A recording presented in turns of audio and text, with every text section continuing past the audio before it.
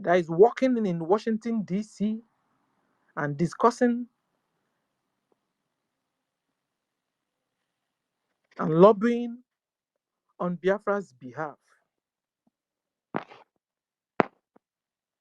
And now have made America to speak up, and now have made America to declare Nigeria a CPC nation, and now are warming up on the sanctions they are going to slap Nigeria with. And many more will be coming against Nigeria, because you are no more a sovereign nation. You are no more a sovereign country. You are being run over by Islamic jihadists, Boko Haram, from all over the whole world. They are coming from Niger. They are coming from Chad. They have, in fact, your border is open. And they are coming all over. And they are giving them the military uniforms. They can't even speak your dialect. They can't even speak English. These people don't understand come. They don't understand go. The only what they understand is their AK-47. And Nigeria government are paying them salary to do that. They call them machineries and mercenaries. They are coming from, they use them also when they want to run elections. They use them and they use them in increasing their vote. And election as are over, they have made their Nigeria for their own country, for their own residents, for their own aborts. And now they are running over Nigeria government. They are taking over military barracks. They are taking over police barracks. They are taking over military stations.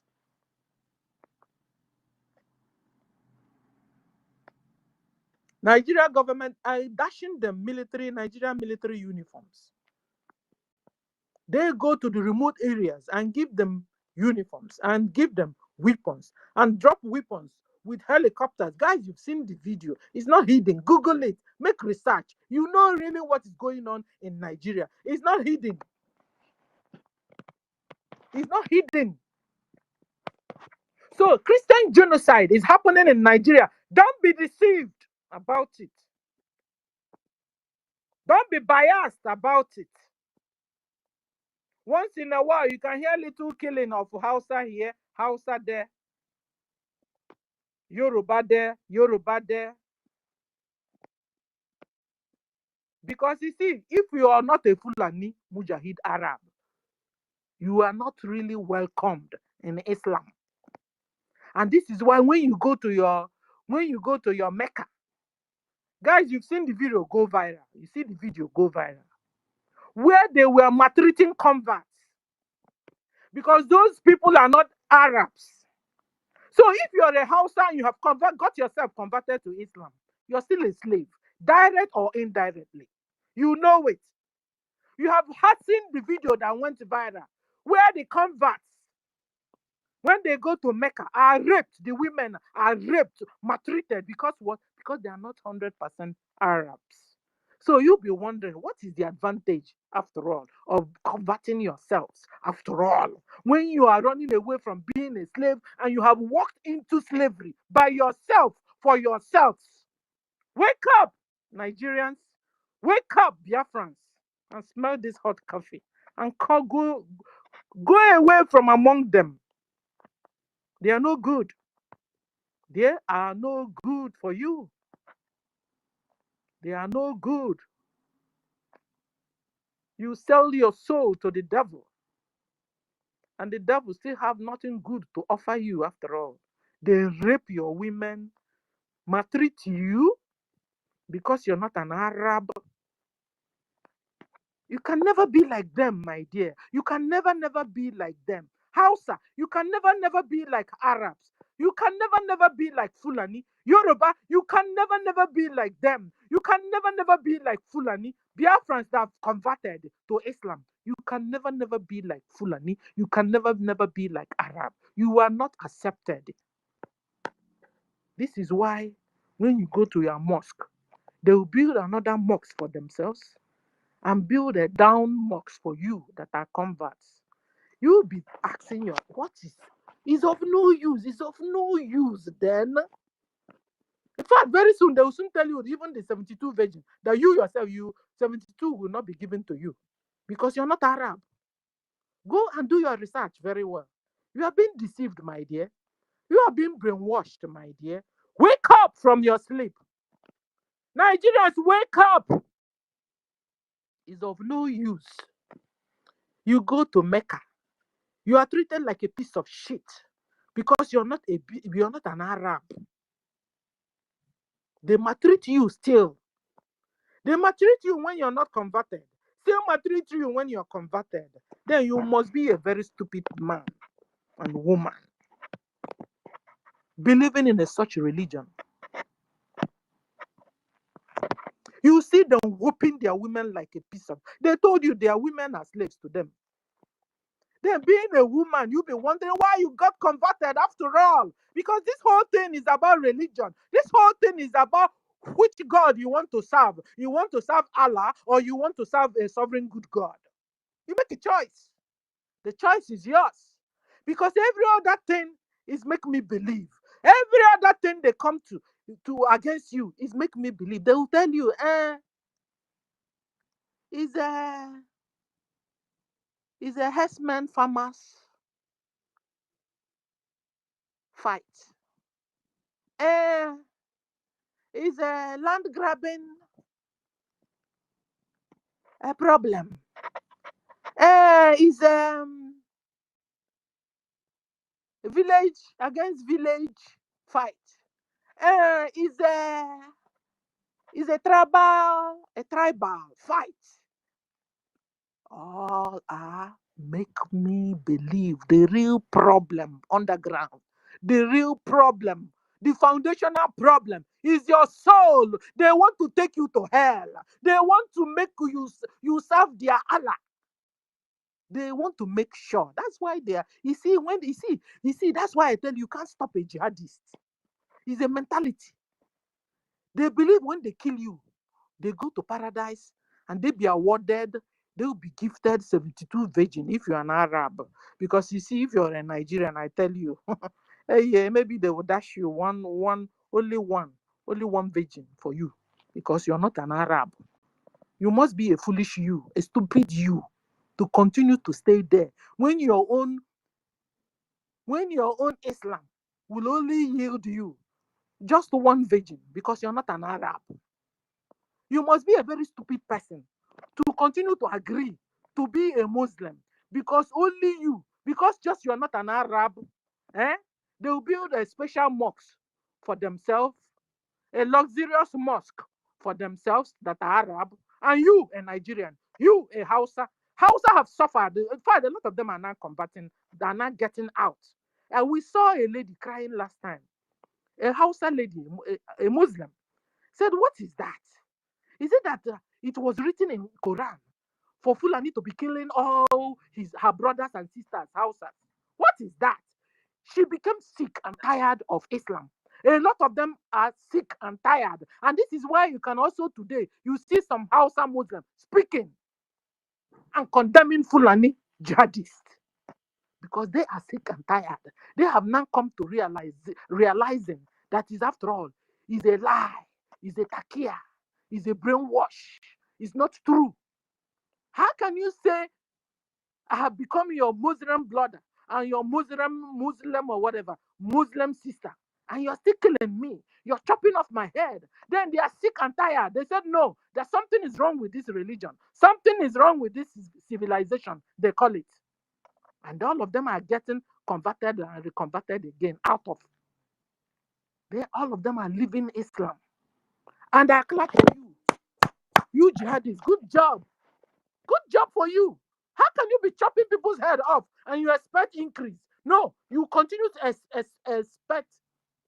experience decrease in your religion, decrease in your population, decrease in your number. Because when you have risen up, when you have rise up to kill, to chop off heads, you are making people afraid after all. People are running away from you. No wonder Hausa are running away from you. No wonder how Yoruba are running away from you, Islam. No wonder Biafra are running away from you forever. because you chop off heads, you make people afraid, you intimidate people, you eat humans, you kill humans, you destroy humans, you enslave humans, you rape you humans, you annihilate humans. No wonder Islam is on the decline these days. You all welcome to this space. This is BRGIE Space. Co-host, you have your mic. Thank you very much, senior citizen, Madam Stella. You've said it all. You've been speaking, and our Biafran people, we have to understand these people are coming. These people have been committing so much atrocities.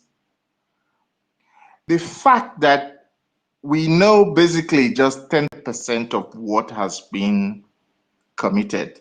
It's just the things that come out that is being reported, things in social media, things that are reported. We all know that the zoo media refuses to report all the atrocities, human rights violations.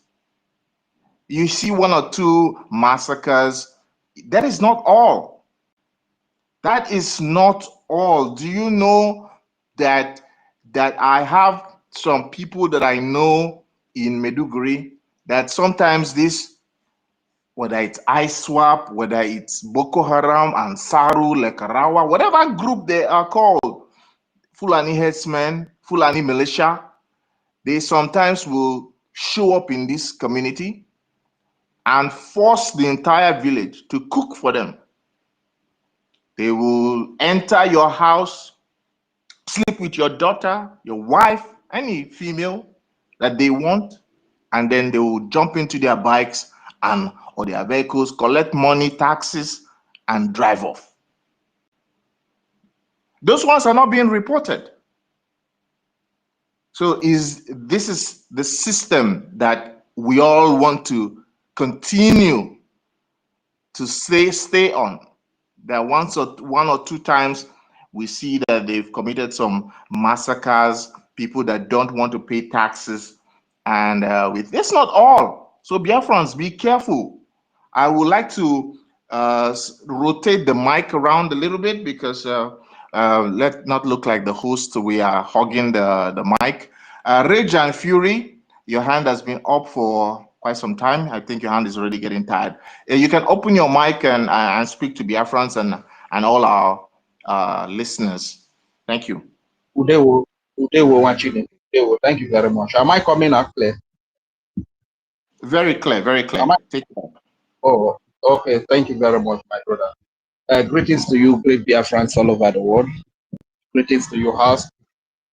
Special salute to the host, our senior citizen, Mommy Stella, and to you, the co-host, Biafra Liaison Malaysia. It's been a very long time we heard from you, actually. Where have you been? I hope all is well. And it's good to have you back. Everything is well. Everything is well. Thank you very much. Carry on. All right. Okay, we bless God for that, sir. Thank you very much. Good to see you back again. And to all the great comrades that are here present, especially our women, Mommy Eunice, I can cite you here, and to every mother that's here present, and every Biafra sons and daughters that are gathered here to brainstorm and deliberate on our freedom. I really want to say a very special thank you to you all. Special thanks to all our leaders from being ordinable to fulfill a perfume of blessed memory. May their memories be a blessing to us in our march to a free Biafra this day. And greetings to our daddy, Raf Wazirike, for the role that he played before our very own people betrayed him and he gave up. Thank you so much, Raf Wazirike.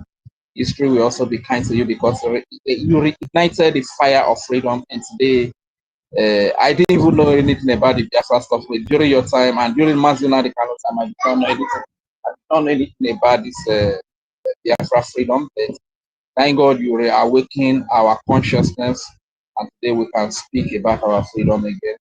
Greetings to our leader Onidu Masu Kano, who was kidnapped from Kenya by a terrorist government, a terrorist state of APC and PDP.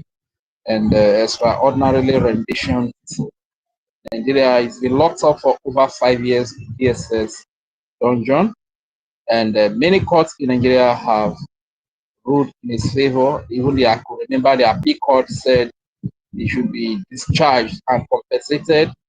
The United Nations Arms for Arbitrary Detention also gave their verdict that within 6 months, he should be released and be returned to Kenya as well, and that Nigeria disobeyed all this international law.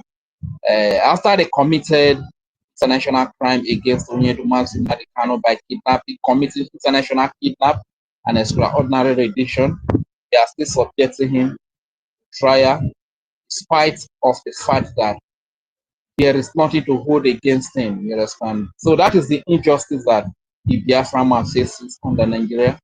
This is the injustice that the Igbo man, Soko man, the Calabar man, the Boko man, the Shekiri man, the Ijo man, the Igodomi man, the Igala man, the Ibibio, Ikwere, the Anyoma, the Ika, name them, those territories where our mothers type of this rapper. These are the injustices that we face under Nigeria. The law is always changed when it gets to us. You understand? This is why we vehemently need our freedom. This is why you see us speak every day and night just to be free from this oppressive and injustice that we find ourselves in Nigeria. So I really want to say very big thank you to our Onyedumazi Madikano for all his sacrifices. Has lost so much, has lost his parents for this cause. When they came to kill him, after he was granted bail in 2015, the Nigerian army came to his house to kill him. And by the grace of God, he escaped for his life. On the process, 28 men on record were killed right on the spot. Even his dog, Jack, was also killed. You understand? So this is what, and this is the extinction and the genocide that the Biafran Christians are facing under Nigeria. So when our brother, our father, our uncle, Gutan said the ex Nigeria must be dissolved and promising nations must emerge, and Biafra is on the leading front. Don't take that for a joke. We mean it, and we are really determined to restore Biafra. Greetings to you, Ohamadike one of Biafra, Onyedumazi Nnamdi-Kanu. We love you so much. And to the Prime Minister, His Excellency Simon Ekpa, who took it up when our leader was kidnapped, and he brought everybody back again to the point that all the Biafrans were able to establish a government, which happens to the Biafra Republic government in exile, which was duly registered in Justice Department in the United States of America as the only legal entity that has the right to speak for the freedom of Biafra. It is one government, not two governments. It is the only government that has the legal right, the power to speak for the freedom of Biafra until Biafra is totally restored and liberated. The BRGIE, I greet you, our Master Simon Ekpa, Prime Minister, for even leading from the front. Nigeria also conspired with the European Union, with a few of our people that do not want to be free, that have been used to slavery, who wrote petition against him, and he was unjustly imprisoned in Finland. And today, he is leading from the European prison. He is suffering imprisonment for the freedom of his people. He never committed any personal crime for over 20 years that he has been in Finland, but because he rose up to fight for the freedom of his people, who happen to be the Biafra people, because he rose up to say enough is enough of the killing of the Biafran babies, women and children, of the Biafra Christian population, of the Biafra civilians, of the Biafra traditionalists, Jewish or any other religion that is found in Biafra. He rose up to say enough is enough of the killing of innocent civilian Biafra because he rose up to do that and put a defense mechanism in place. He was unjustly imprisoned in Finland today, and he is serving this prison term. We greet you, our Prime Minister, Your Excellency, Prime Minister Simon Ekpa, and to the acting Prime Minister, Your Excellency, Ogechukwu Kere. We also send our greetings to you for the beautiful and great work that you are doing in Washington, D.C. You are exposing Nigeria. You are, you know, it is different when people are killed, when heads are beheaded, and you come to social media, you come to YouTube, you come to Facebook, you come to TikTok, and you shout, you cry, you show picture. No government is going to actually take you very seriously for doing that. But when you have a lobbyist and you approach any government to present undeniable evidence of crimes committed by a country like Nigeria, by a government like the government of Nigeria, then they have no choice than to act. This is exactly what is happening in the United States of America. They courtesy the Biafra Republic government in exile, who have gone to lobby them to show them all the crimes that Nigeria has committed against Christians, genocide Nigeria has carried out against Christians, using their terrorists in rag, in different uniforms, ranging from Ebuba, Agune Chamber, Dogachi, or military or police. You understand? They use all these terrorists to carry out this genocide against innocent Christians and civilians. You understand? So kudos to the BRGIE. I know they are not receiving their credit now. They are not receiving their roses now. Like I've always said, their credit, their roses will be the freedom of Biafra. That will be the best credit they will receive. That will be the best rose they will receive. That will be the best kudos or glory they will receive. So I really want to say thank you to every honorable cabinet minister of the Biafra Republic government in exile. I also want to greet the Moral Global Strategies, that is the lobbyist team of the Biafra Republic government in exile, led by Jim Ryan, champion or directed by our Mazi Elias Derasulis, who has been doing so much for the Biafra, who has put Biafra first. No matter the name you call him, no matter the insult you throw at him, no matter the treatment that he received, he put all those behind him, and he considers Biafra first. Mazi Elias Derasulis, history will be kind to you. In the history of Biafra, generations to come will read about you. We read about this your lobbyist firm, Moral Global Strategies. Moral Global Strategies, yes. Generations of Biafra to come is going to read about. You are the reason why we have access to Washington, D.C. You are the reason why we have access to the congressmen and women, lawmakers in America, why we are able to present the genocide that Nigeria is committing against Christians, and today the media is agog. Everybody is speaking against the killing of Christians, especially Nigerian Christians, Biafra Christians, and people are talking about the freedom of Biafra today. Thank you very much, Mazi Elias Derasulis, for all that you do. And speaking about the topic, is there a genocide of Christians in Nigeria? Of course, emphatic yes. So no matter how you want to deny, anybody can try to deny. The truth is that when you are denying, you are in court and you are denying that you did not commit a crime. Probably you did not kill somebody. But right there in the court, you carry human head in your hand, which serves as an evidence. So what more are you going to deny? You know, like the BRGIE went to Washington, D.C. and they made proposal to the US government that Nigeria should be sanctioned, Nigeria should be placed on CPC. They also said Finland should also be sanctioned as well.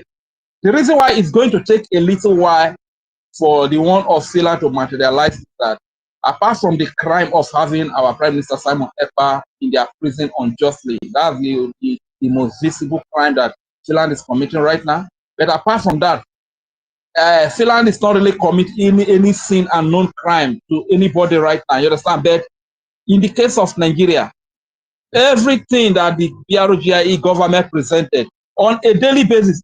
Even as we are speaking right now, it is happening. The killing is still happening. You understand?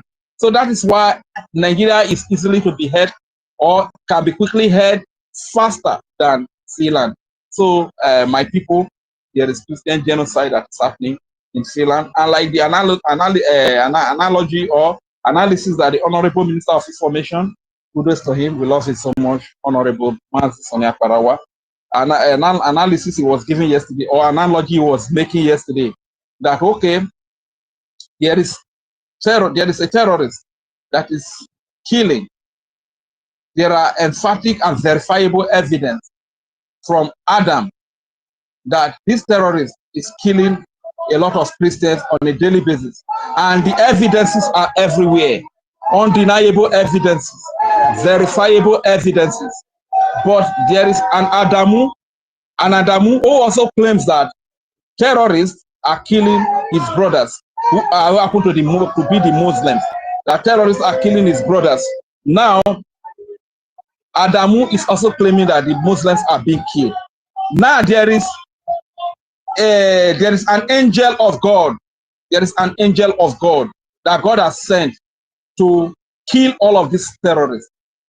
When this angel of God, who happens to be the United States of America, led by His Excellency President J. Donald Trump, when he is able to kill all of these terrorists, the terrorists will no longer be killing the people of Adam, who happen to be the Christians, and the people of Adamu, who happen to be the Muslims. But now, Adamu is angry that why should God send an angel in Donald Trump to come and kill the terrorists? Now I will tell you, make the judgment by yourself. Who is the terrorist? The one that is afraid that God has sent an angel to come and kill the terrorists. And the coming of the angel is making him afraid, and he is complaining that the angel should not come. Everything will tell you that this one is the terrorist himself in disguise. So let the world be a judge. So there is serious Christian genocide that is going on in Nigeria and in Biafra. And the reason why there is this genocide is because there is an agenda. There is an agenda. And the people that are implementing this agenda belong to Adamu. They are the people of Adamu. So whenever they have killed a lot of Christians, probably they can just kill 1 or 2 Muslims. They also claim that Muslims are being killed. Let us be wise. When we say let us rise up for our freedom, let us sit at home. We are sitting at home for freedom. A life whereby you must be given 500 naira in every election. You must be given Indomie. Now they have upgraded it for 500 naira. It has been upgraded from 500 naira to 2,000 naira to 5,000 naira. 2,000 naira is not enough to even have a plate of food. If you go to the canteen and you want to eat to your satisfaction, you should spend close to like 3,000 plus or 5,000 naira, you understand, before you can eat very well. So that is where they have upgraded it. A life that you must be given 2,000 naira in every election for you to be able to survive. That is the life of slavery. This is why we say, let us sit at home on these days. On the 6th, 7th, and 8th of November, which is this month. Today is on the 7th. Yeah, today is on the 7th, and tomorrow is going to be on the 8th. That there is no election in Anambra, because we must understand that Biafra, we have declared our freedom. You that have declared your freedom, how would you allow a foreign entity to come and conduct election in your state again? That is very laughable. That is very funny. You understand? This is why we say, we agree that let us sit at home for a better life. Let us sit at home for a life whereby we can do our legit work, and every money we realize from that work is able to pay our bills. It's able to put food on our table. This is what we are sitting at home. We are also sitting at home for our leader that was kidnapped, and injustice has been carried out against him for so many years now. For our leader, Prime Minister Simon Ekpa, that is in prison for fighting for our freedom. So why are we sitting at home? We are sitting at home for a better life. We are sitting at home for good roads. We are sitting at home for job opportunity. We are sitting at home for hospitals, healthcare system that works for all, that are affordable and accessible to all. This is what we are sitting at home. We are sitting at home for 24/7 electricity with affordable tariff. This is what we are sitting at home for. We are sitting at home for infrastructure. We are sitting at home for a better life. For a better life in our territory, in that territory, that old eastern region, where women tie to peace wrapper. We are sitting at home so that when our children come from school, they don't need to go to Lagos. They don't need to go to Abuja. They don't need to go abroad, to Europe, to the West, to look for better life. We are sitting at home so that better life can be found in our Biafran territory. We are sitting at home so that greener pasture can be found in Biafran territory. You know the pain it takes our people to cross the desert because they want to go to Europe, they want to go and seek for better life, they want to go and seek for greener pasture. In spite of all the resources that God has blessed us with, this is why we are sitting at home. We are sitting at home for freedom. Don't be a witch that lives a life of fantasy. You know, in their imagination, witches think that they are very rich. Probably that is in their imagination, but in real life, they are so poor. A witch will be cruising Jeep, will be cruising Mercedes-Benz in their imaginary world. But when they come to the real life, what they are cruising is a log of plantain. That is a log of plantain. That is what they are driving. Don't be that. The life that we live under Nigeria today is a life of slavery. And we must sit at home to get out of this life of slavery. And you know, when you see some people saying to Donald Trump that Donald Trump is coming to take our resources, the question you want to ask them is that ever since America has not come, American soldiers have not come to Biafra land, has not come to Nigeria, who has been taking away the resources? Has the common man been benefiting from the resources? If we have been benefiting from the resources, why should we need to cross the desert, go through the desert because we want to go to Europe?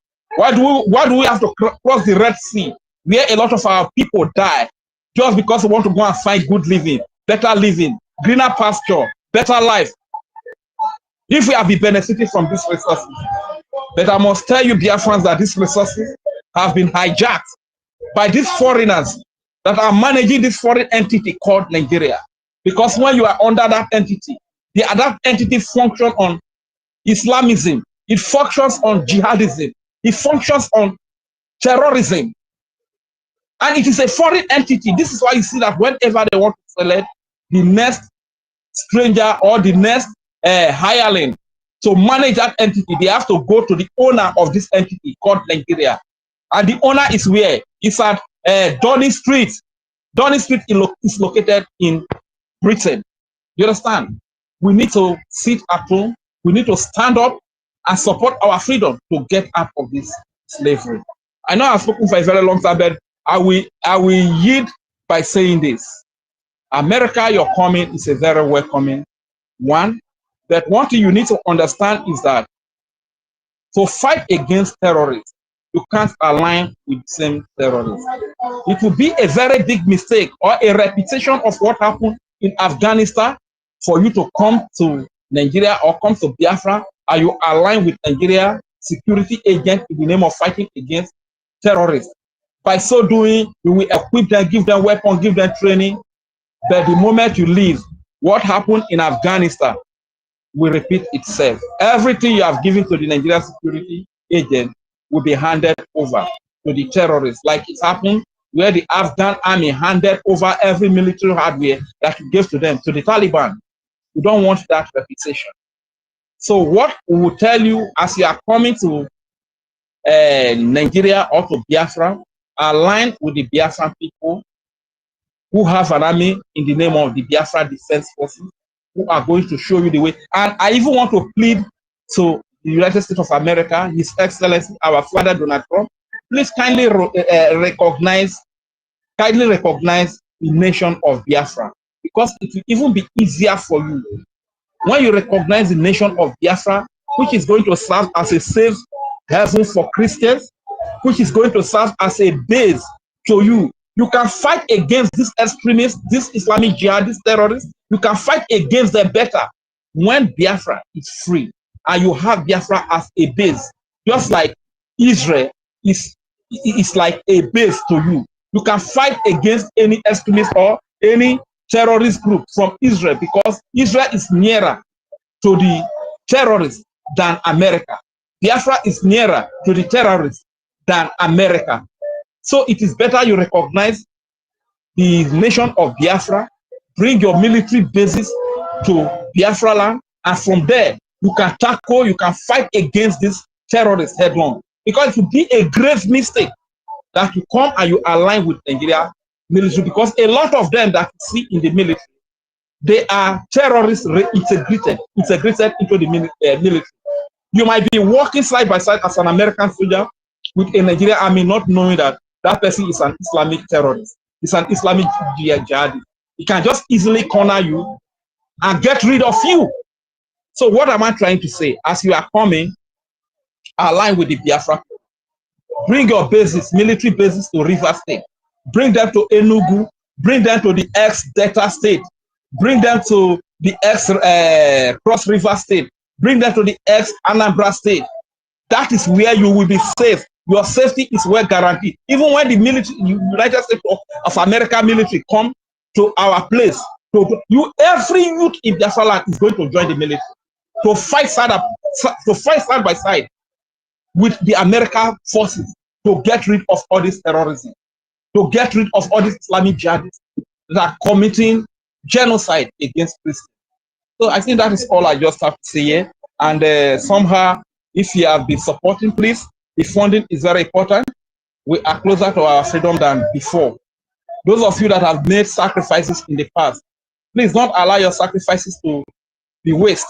Don't allow your sacrifices to be in vain. That thing you sacrificed so much for, that thing you invested so much for, is looking at us right in our eyes right now. Please, don't be divided in the name of one deceiver, in the name of Ugozi Rabeze, or in the name of Madarafela Jairi, Mama Muku, and their likes. We have one government, that is the Biafra Republic government in exile. The records are there. This is the government that unveiled the Biafran Defense Forces in health second. This is the same Biafra that conducted the Biafra referendum, where we gave over 50 million votes that we don't want Nigeria again. We want a nation of our own. It is the same government. It is the same government where Mazi Simon Ekpa is the prime minister. It is the same government. It has not changed. Please align with the Biafra Republic government if truly you want the freedom of your people. If truly you want our freedom. This is the government that is making this happen. Look at the diplomatic engagement. Go to our website, BiafraRepublicGovernment.org. Everything is there, all the diplomatic moves with White House. We have had our diplomatic briefing, Congress briefing in the United States of America, in Capitol Hill. This is the government that is taking us to Biafra. Do not be deceived. Put your fund there. Put your donations there. Don't draw back, please, our people. We are suffering so much. Especially Isoko Kumurobo. Isoka, Wisoko Wapama, Mario Jaifa, or Jarmare, vote in Nigeria, or Gagano, Kadika director in Nigeria, Nigeria, Akube, Nigeria, Winyo Mafio. Biogarabon, Mawin, ye vote, Isoko Nanya, Boja, Biribo, Abo Bebe, Yaboman, vote Isokona.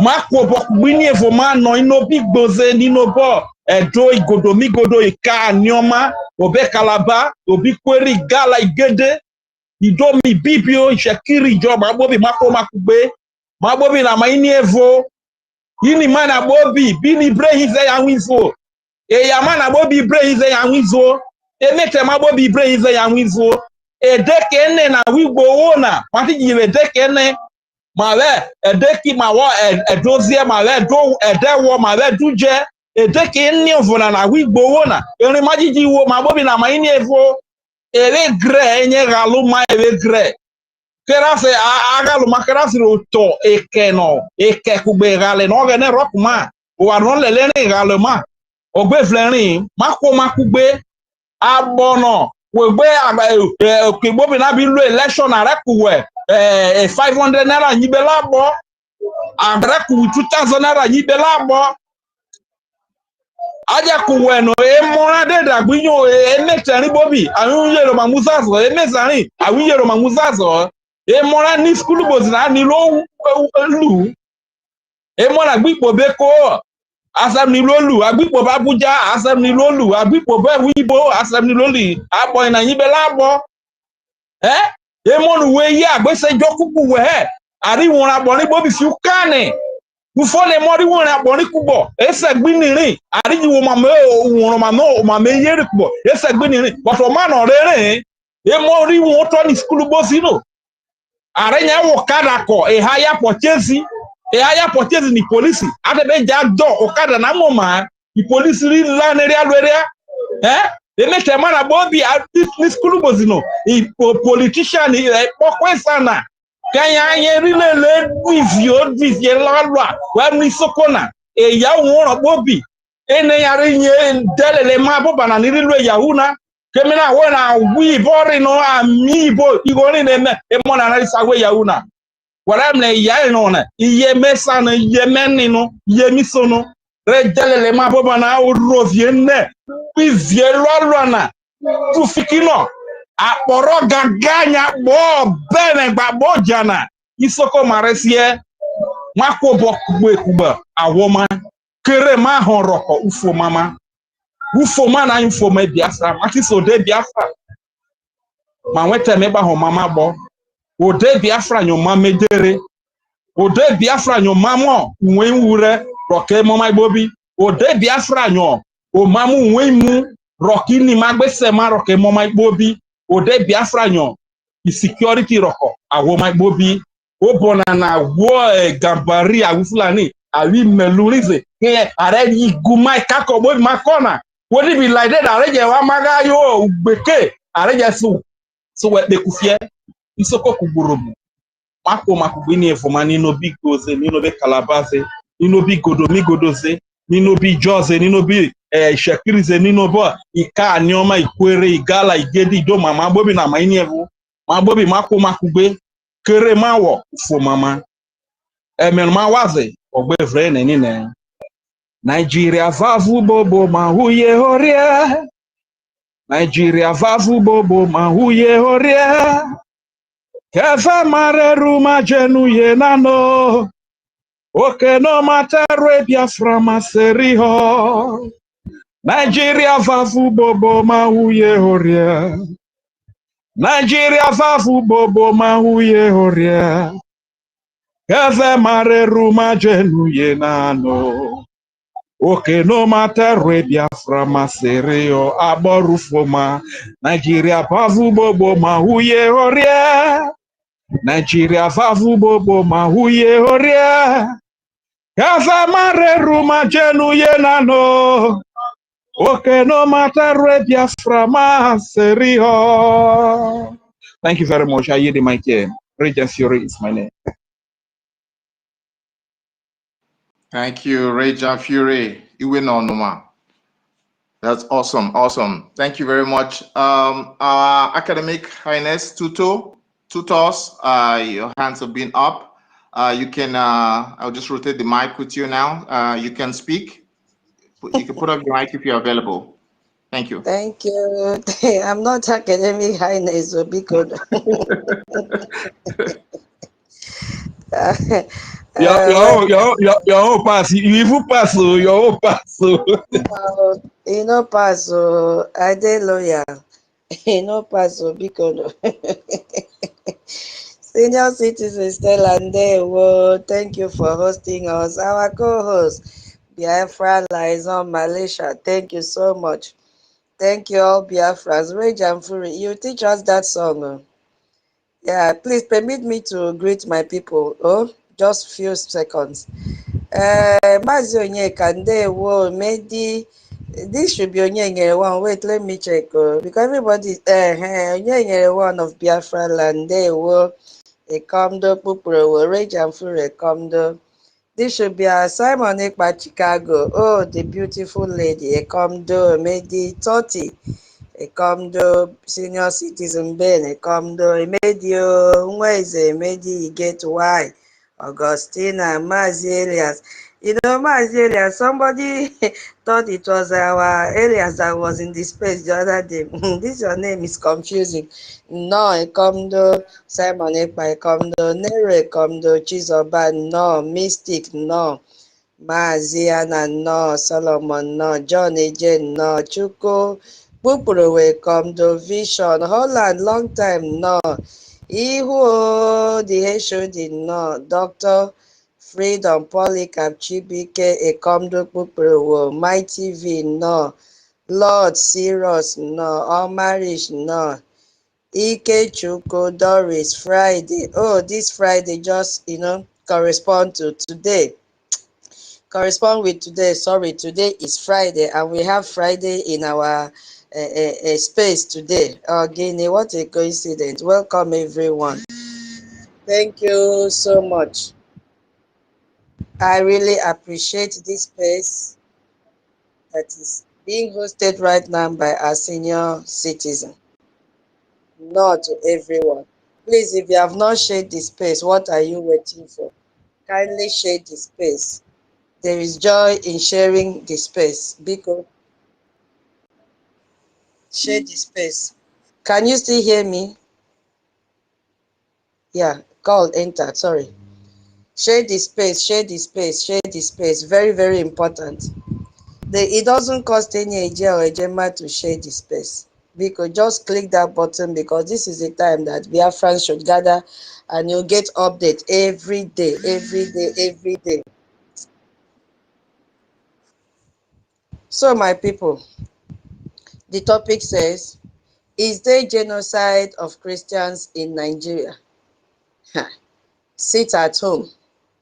6, 7, 8. And then you have to fund your BDF. Is there genocide happening in Nigeria? Yes, there is. Because to the people in the outer world, it may look like a debate question, But for us, it is a story of our lives. Yes. Because we have that memory, the memory of our burned churches, killed and raped mothers, killed children, chopping off their heads and all that. We have seen mass grave burial in our villages. We have seen a lot. So the answer is not just yes for me, because the answer is yes and yes and yes, because Nigeria has become a killing ground for Christians. Yes, because if anybody will say that there is no killing of Christians, then I want to ask that person, how come Donald Trump said a few days ago that if the Nigerian government continues to allow the killing of Christians, the USA will immediately stop all aid and assistance to Nigeria and may very well go into that now disgraced country? Guns are blazing. Did he just say it because he felt like saying it? The answer is no. Something has happened, and that is the genocide of Christians in Nigeria. And he said to completely wipe out the Islamic terrorists who are committing these horrible atrocities. And what could be the horrible atrocities? It is the genocide of Christians. He now immediately, because of the numbers, 90% of Christians killed in the world are being killed in Nigeria. I am hereby instructing our Department of War to prepare for possible attack. If we attack, it will be fast, because the terrorists attack very fast. He said it will be fast, vicious, and sweet, just like the terrorist dogs attack our cherished Christians. You see?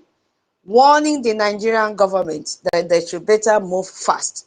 And if you want to look at how the terrorists love themselves so much, if you go to the headline of today, you will see that they are beginning to advise their fellow fighters to do what? Avoid public gathering because of the move. He said movement amid US surveillance and planned attack in Nigeria. Why are they beginning to run away? Why are they advising their thugs and their fellow fighters? Oh, so they enjoy life, eh?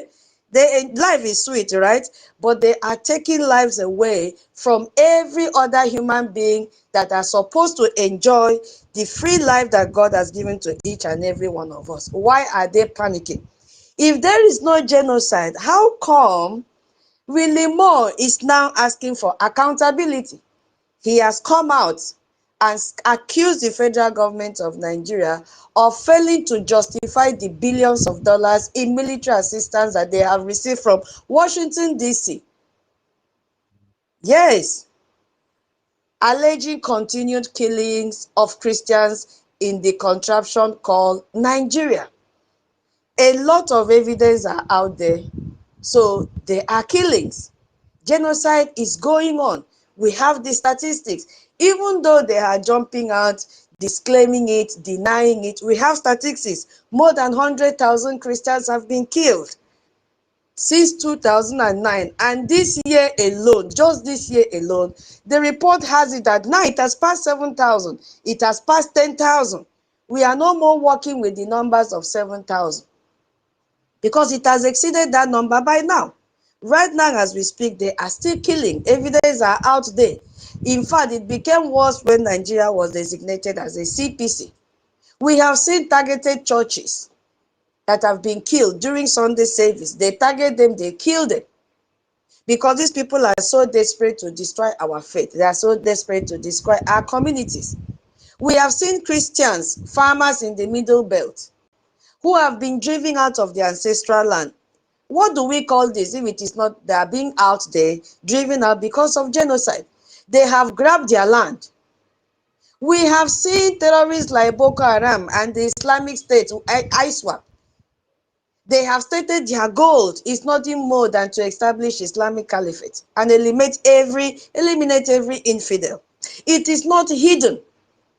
So there is genocide going on in Nigeria. We have seen the complicity of Nigerian terrorist government in it. Because where is the Nigerian army when all this attack happened? Yes, they are always, hiding. They will absent themselves from it. That makes them to be complicit.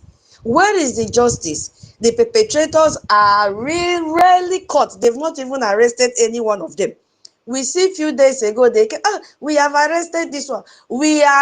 They brought out, it is them that also say that they resurfaced a news of 10 years ago, 11 months ago. They bring it to the social media to deceive themselves, not the US, because those ones have enough surveillance and intelligence. They've gathered intelligence, everything they need.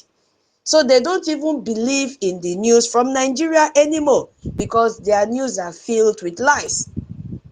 No justice, nothing. So my people and everybody listening, because I don't need to take too much too much time. Genocide is ongoing in Nigeria. They are killing Christians every day. Every day. They are killing Christians. And that is the more reason we have our lobbyists. Yes, we have our lobbyists, and they are the ones that have made the world to know exactly what is happening in Nigeria. Because of the statement that Trump made, and we could see that the world is speaking. If it was not because of the help of our lobbyists, why would someone like Pete say, yes, sir, the killing of Christians in Nigeria and anywhere must end immediately? It means that they have enough evidence against Nigeria. It means that they have seen real life killings of Nigerians, Christians. And he said the Department of War is preparing for action. Either the Nigerian government protect Christians, which they will never, or we will kill the Islamic terrorists who are committing these horrible atrocities. Everybody's eyes are now open because the only country that believes in Christianity and believes in everybody living and let others live is the United States of America. And we are so proud of them. They are the only ones. Even African Union have not said anything. Even the EU, instead of EU to speak, EU is aligning with the Nigerian terrorist government and supporting. They say coexistence. I wonder, the only thing they think of is how they will milk our resources. Our life does not matter to them. They are there to protect their businesses. Our life does not matter to them. Yes. This is the reason, I think yesterday in Mama Betty's program, I had to talk about this one that was given appointments in charge of is it US advisor to Arab world and Africa, something like that was his name. He is interested, he's a Lebanese, and he has a lot of business in Nigeria. Yes, so we know he's a what do you call it, in-law to Trump. But then it is a very big shame for him to conceal the killings that is happening in Nigeria. Every day you see him jump out, going to take picture from one African country to the next. But number one interest that that man had is to protect his business cabal in Nigeria. The same thing with European Union. So if you ask me if there is genocide going on in Nigeria, I will beat my hand on my chest and say yes, there is. So my people, this is the reason you have to sit at home, because you cannot jeopardize the work of our amiable lobbyists. You can see now that everyone has jumped out to attack our lobbyists. Before I continue, if you go back and listen to what our information minister said yesterday, I want to ask that question here in this space. How many of you have tweeted what is happening? How many of you have gone to our website? I will keep on saying it. If time permits for us to still hold another space, I will be chipping it in. If you log into our website, go there. You will find all the links. I am typing it now. Biafra Republic Government, you know our website. If you go to our website, you don't even need to speak too much grammar. Go there, we have home, team members, diplomatic engagement, because we want the number of people sharing our website to increase every day. If all of us in this space, how many are we? We are many in this space, can just take this moment, go to our website, open our website, www.biafrarepublicgovernmentisinfull.org. When you go there, you see home, team members, diplomatic engagement. When you click on diplomatic engagement, when you click there, go there, you will see F stand for Facebook, Twitter, LinkedIn, WhatsApp. Click Facebook F. It will share this our diplomatic engagement. Click X. You will share. You don't even need to talk as you are clicking. You can just say, watch our diplomatic engagement. Yalla, you click, it will share. You don't need to speak too much grammar. Once you do that, it will increase the number. If you have LinkedIn profile, click it, click LinkedIn, share, it will go. If you have WhatsApp, click it, share, it will go. If you finish that one, you now go to Biafra map. You see map there. The same thing is applicable. You have the share button. For that website now, that map of 40 states of Biafra, we only have 47 shares. It is not encouraging. When we are more than 80 million Biafrans. When you know how to share, teach your brother and sister. Let it spread like that. So if you go and click the map, you will see only 47 shares. That means as I'm even talking now, I should see the shares increase. If you are following me now in what I'm saying, I should have seen 48 now or 49. So my people, just go there, click map now, bagam, click F, it will take you to your Facebook, you share it. Click X, bagam, this X as we are talking like this. Linking, it will clear. And then it will go. You go to IOU, there is no link. I have informed the information minister. Maybe he will put the share button after. Now, skip IOU. Go and click tax. There are also share button there in tax. If you go to tax now, only 225. I want, before we end this space today, let the number of shares increase. We should be doing this every morning before we even start posting. Yes, because we are marketing BRGIE. Yes, we are marketing BRGIE. We are the ones to do it. Nobody will do. So if the number of people here do this, I do, Madam Stella will do, Biafra Liaison will do, Onyeka will do, Onyenyere, Rejo, all of us here will go there and click. Before we end this, the link for tax, we should have more than 225. The link for map, we should have more than 47. Yes, we should have more than 47. Sorry, senior citizen, I'm taking time. It's not part of the topic we are saying, but I just want Biafra to know that if we do this every morning, like our morning prayers, when we finish praying, we go here, share it every day. This number will increase and it will be encouraging. Yeah. So the more reason we have to sit at home so that the work of these our lobbies will not be in vain. We cannot validate Nigerian terrorists again in our nation. We have redeclared Biafra. We have done referendum. Why should you go and validate Soludo that came out and say that there is no genocide of Christians in Biafra land? Why should you go Madam, and validate Soludo that has sent Madam, her his family? Madam Tutos, I beg, no vex. Share that link for us here now. Mo just follow, mo go share this thing where you dey talk. I beg. Because I will I I go am to talking. this place now. I go to Opera Mini, that they show me another thing here, I beg. No vex. Wait, share, type our website. I'm using my phone to talk. Type our website now. Okay. I'm calling the website again. www.biafrarepublic, all in small letter. Republic. Biafra, BIAFRAREPUBLIC. Now government, no space. GOVERNMENT.org.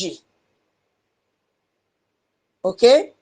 When you go there, you will see our homepage. When you go there, you see our homepage. Everything will come out so beautiful. You see different flags of the world there.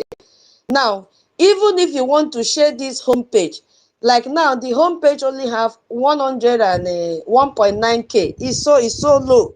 It's so low.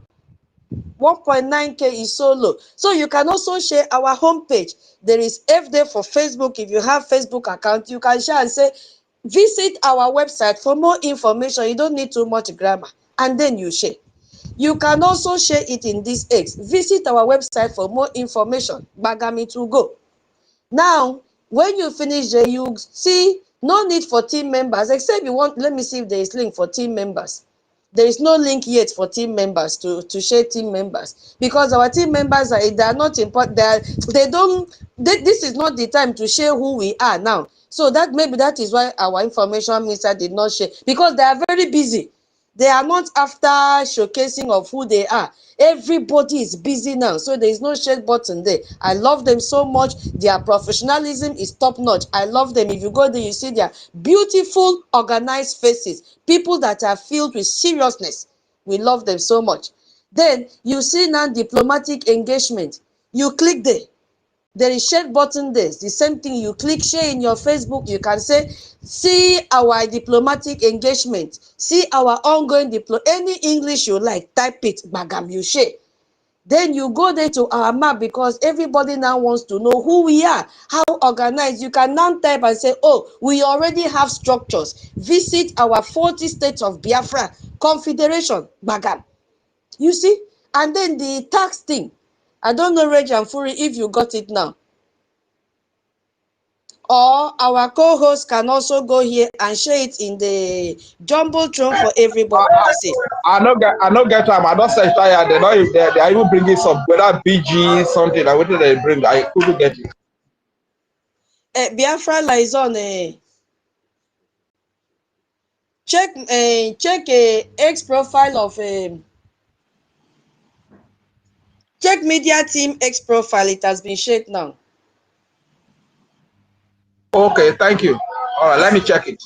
Even in my profile, I tweeted it as well, because I'm using my Biafra lies on, or Madam Stella. You can share it, because I'm using my phone to speak now.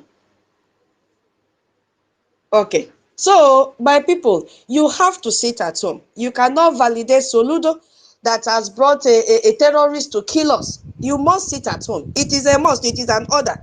If you don't sit at home, your name will be sorry. Because when you come out, they will kill you and then use your name to create news headline and then get views and get money. So, is that what you want? Sit at home. Nigeria is too hot now. They are looking for who to slaughter. Sit at home. Respect that little command. Sit at home. Do not come out. You hear when our information minister said evangelizers will be out. Allow the evangelizers to work. They will not spare you because we need to protect our borders. You heard when our evangelizers have given support to American army. He said, come, we are ready to share intelligence with you. Do not be a stumbling block for them. Sit at home. It is not only that day that you want to go out and buy okporoko, but you would have bought everything since day before yesterday. Sit at home. Sit at home. This lockdown is not a protest. It is a sovereign act. All of us must obey. It is the Biafran people declaring to the world that we no longer participate in the political process of a state that is complicit in our genocide. That is why you have to sit at home. You see? So our instructions are very, very clear. That from 6 to 8, Biafra land will be closed. No movement. Stay in your homes. All businesses, all markets and transportation must shut down completely. Do not vote. Do not go near any polling unit. Because by sitting at home, we are not doing nothing. We are making the most powerful statement possible. We are saying you cannot govern a people who do not recognize your authority. That is the message that you are going to pass to the world and to the terrorist country called Nigeria. We are using our collective will as a weapon of peace. This lockdown is our answer to the genocide. We will succeed with our bodies and our spirit. We don't belong to Nigeria. You have to fund. That is the last part of this topic today. You have to fund our BDF. They are there to protect our land. Yes, we have been preaching every day. Tomorrow is our fundraising. Glory to God that our payment website is active. You don't need to wait till Saturday anymore. Go there and click. You don't have to announce your name. Somebody like me, it's not every time that I make announcement. At times, because of time difference, I may slip off, but I need to do my duty. Because I am obliged to do it. I need freedom more than any other thing. So if you don't want your name to be announced, go there, click the link. Pay it, keep your receipt. Oh. Time is coming that we will start our IDO. We need that receipt. If you are in Nigeria and you want to support Biafra, even though you are not a Biafra, you are highly welcome. Contact Minister Betty. She will guide you. Contact our information minister. He will guide you. Contact our COS. He will guide you. Contact your admin. Everybody. You can contact anyone. Come to this space. Put in the comment section you want to support. Because I just want to let you know. By the time Biafra leave Nigeria, Biafra will be the only safest land in the whole of Africa. Yes. So if you don't know it now. If you are coming to seek for any assistance from Biafra, we need your receipt to show that you supported us. Yes, so because we will not tax ourselves, do everything that we are supposed to do to secure our land, and then you come in to enjoy free of charge. Mbano. This is the time we need you most. Nigeria will kill you. So come and support Biafra. Biafra is a land of love and peace. Yes. There is no love in Nigeria. There is no peace in Nigeria. Come and identify yourself right now with the Biafran people. Now, let me tell you why Biafra is an organized country. We have our structures ready. We have our government in Biafra land and in exile. We are not starting anything from the scratch. No. That shows you how organized Biafra is. All we need is your Eje and Ejemma. And we keep on rolling. You have seen the extent that we have reached. All we need now is Eje and Ejemma. So this is why Biafra Defense Forces funding is so critical. Yes. It is the financial backbone of our survival. So we need to fund it. We need to fund BDF to protect our mothers, our sisters, our unborn generation, even our children right now. We need to fund so that they can do it. We need to take care of our displaced brothers and sisters. Our APM said it day before yesterday. After having interview with Gunter is his name, the man from Austria. He said that we need to take care of our displaced mothers and sisters. They cannot be in ID camp forever. We need to take care of the orphans. They have killed their parents. We need to take care of the widows. They have killed their husbands. We also need to take care of the widowers as well. They need help. We need to also keep the pressure on the US Congress and and the UN by extension, if their brain will come back. Now, come to think of it, have you ever heard any comment from the UN? Have we seen clearly now that the UN is a complicit in the killing going on in Nigeria? UN have not said a word. They have not. But can our lobbyists pressurize them? The answer is yes. They will try their best, but we are not depending on the UN to say anything. They have never spoken and they will not.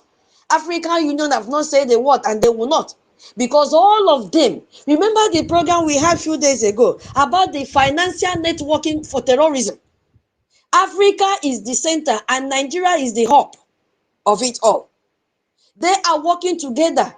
You have heard when the European Union said they want coexistence. That means they still want us to be killed. Why? Because they have an agenda. They will stop at nothing. So now that the US has come to our aid, what are we supposed to do? We have a role to play to make sure that we keep the pressure on the US. And that is why we have to keep on funding our lobbies. Now you can hear that people that refuse to mention BRGIE and people that fail to recognize the work of our lobbies are speaking now. They are coming out to attack our lobbies, that they are the ones. They are the ones behind this pressure from the United States of America. I have also made them to recognize and also reshade, yes, so the website of our lobbyists, Moran Global Strategies. Let them go there and read more about Moran Global Strategies since they are attacking them now. They are attacking our alias, but they came very, very late. Because initially they pretended as if the heat was not there. Now the heat has touched everyone. They are jumping out to attack our lobbyists. That shows that they are doing something. That shows that our lobbyists have pressed their neck. They cannot breathe anymore. You see, it is not NGOZI or Abweze. It is not a man Mada Abu CRC. No, it is BRGIE. And it is our lobbyists. If they were not doing anything, would they be crying today? The answer is no. Who is making them to work? We. So they must not stop. We must not owe them. So funding the BDF is not funding violence. We are funding life. We are funding protection. We are funding the future. Every Eje and Ejema you contribute is a brick in the wall that will shield our people.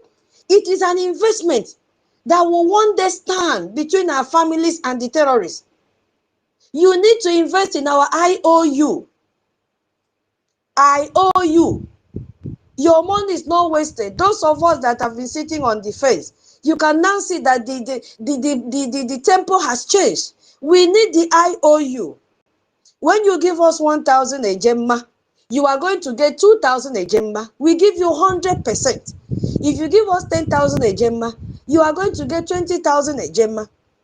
As the committee said before, even if you don't want the physical cash, you can convert it and get a property. Yes, that was the lectures we received. If you give us 50,000 Ejema, you are going to get 100,000 Ejema. You can convert and say, okay, I need 1-bedroom flat, I need 2-bedroom flat, I need a street in my name. Yes, that is the importance and the significance of IOU. You are not throwing it away. Do not compile and stack your money in Nigeria account. Did you hear what will happen from next year, January? They'll begin to tax the money in your account. They'll begin to steal from you. That is how wretched and desperate Nigerian government is. From January next year, they'll begin to steal from your money that you have stacked in the account. Why not now bring that money and give to BRGIE? Why not bring that money and give to secure your future instead of Nigerian government stealing your money? If you keep your money there, people are crying every day. They'll be hearing debit, 100 naira for what? ATM, even when you've not used your ATM for that day. They are debiting your money. So bring it and invest in our IOU. Bikono. So, my people, I will yield my mic here. Thank you for this opportunity you've given to me to speak to Biafrans, our host. Thank you, our co-host, Biafra Liaison. Thank you, all Biafrans that, listen to my little sermon. God bless each and every one of you. Thank you so much. I yield my mic here. So please sit at home. Sit at home. Fund your liberation. Fund your freedom. Fund your future. Ndewo ekomdo. I thank you so much. Ndewo Ekondo. Thank you. Thank you. And remember, you're coming in by 3 because me, I have to rest. Senior citizen have to rest. Okay, so love you, love you, love you, love you. And you make a whole lot of sense. You know, we have to really fund our liberation. We have to really fund our BDF. And America government, you're looking for an allied. Please, BDF is there. Don't go and mistake yourself and going to entangle yourself with Nigeria terrorist military. They are terrorists. We have had the chief of defense staff told the whole world that Boko Haram have repented from going on jihad. Eh? We have had the military chief of defense staff told the whole world, Musa, I'm talking about Musa, Christopher Musa, before this new one with a Keleg. The new terrorists have entered and they are now pretending and are now telling you, we are bombarding ourselves. We are bombarding ourselves. Stop your takia. These new CDS have entered and they have started lying just like Musa. How can you tell us you are bombarding yourself? How? You want to kill yourself? Because American government, please avoid Nigerian military. They are Boko Haram themselves you're looking for. They are the very Boko Haram because indigenous or normal or well-meaning Nigerian military are no more there. They've finished killing them. And the ones that are alive left. So every other Nigerian soldier you see there is a terrorist. They don't pay them salaries. In fact, they are mercenaries or mercenaries or whatever you call them. They import. They are paid in dollars, much higher than is it 15,000 naira or 20,000 naira? They pay their soldiers. So a lot of soldiers have is it retired? Have resigned. Thank you. Have resigned. Eh? The ones that didn't resign, they're the same old Nigeria terrorist military. Retired them. Told them it's okay. Or they will just hook one story. Maybe they will tell you did coup d'etat and then eliminate you. Or suddenly, the soldier you see today, suddenly you won't find the soldier anymore. You know why? Because their colleagues in Boko Haram have spied them. So, America, please, don't just go. If you try do this and go and entangle yourself with Nigeria Boko Haram terrorist military, you have done the mistake. You have done the worst of it. Please, if not so, stay alone and do your job alone. If not so, you have an ally in BDF. We have Biafra government in exile. Speak with our government. Align yourself with Biafra. Biafra land is safe for you. Because you see, outside Biafra land, you coming to that geographical location, you are not safe. Oh.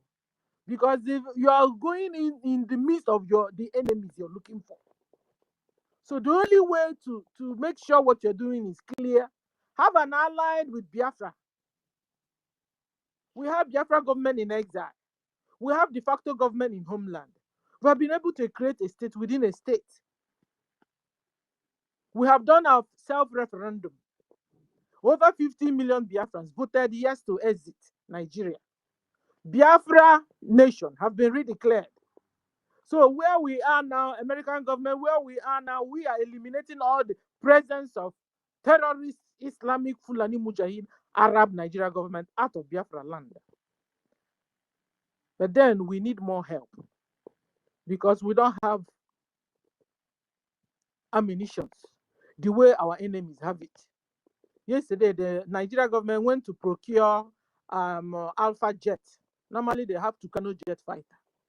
They're using to come to Biafra land to bomb us. Now, the latest one they have is Alpha jet. That's what I think they bought it is either from China, from Turkey. You know, because you, America, you wouldn't give them, you wouldn't allow them to buy from you anymore because you understood whom they are.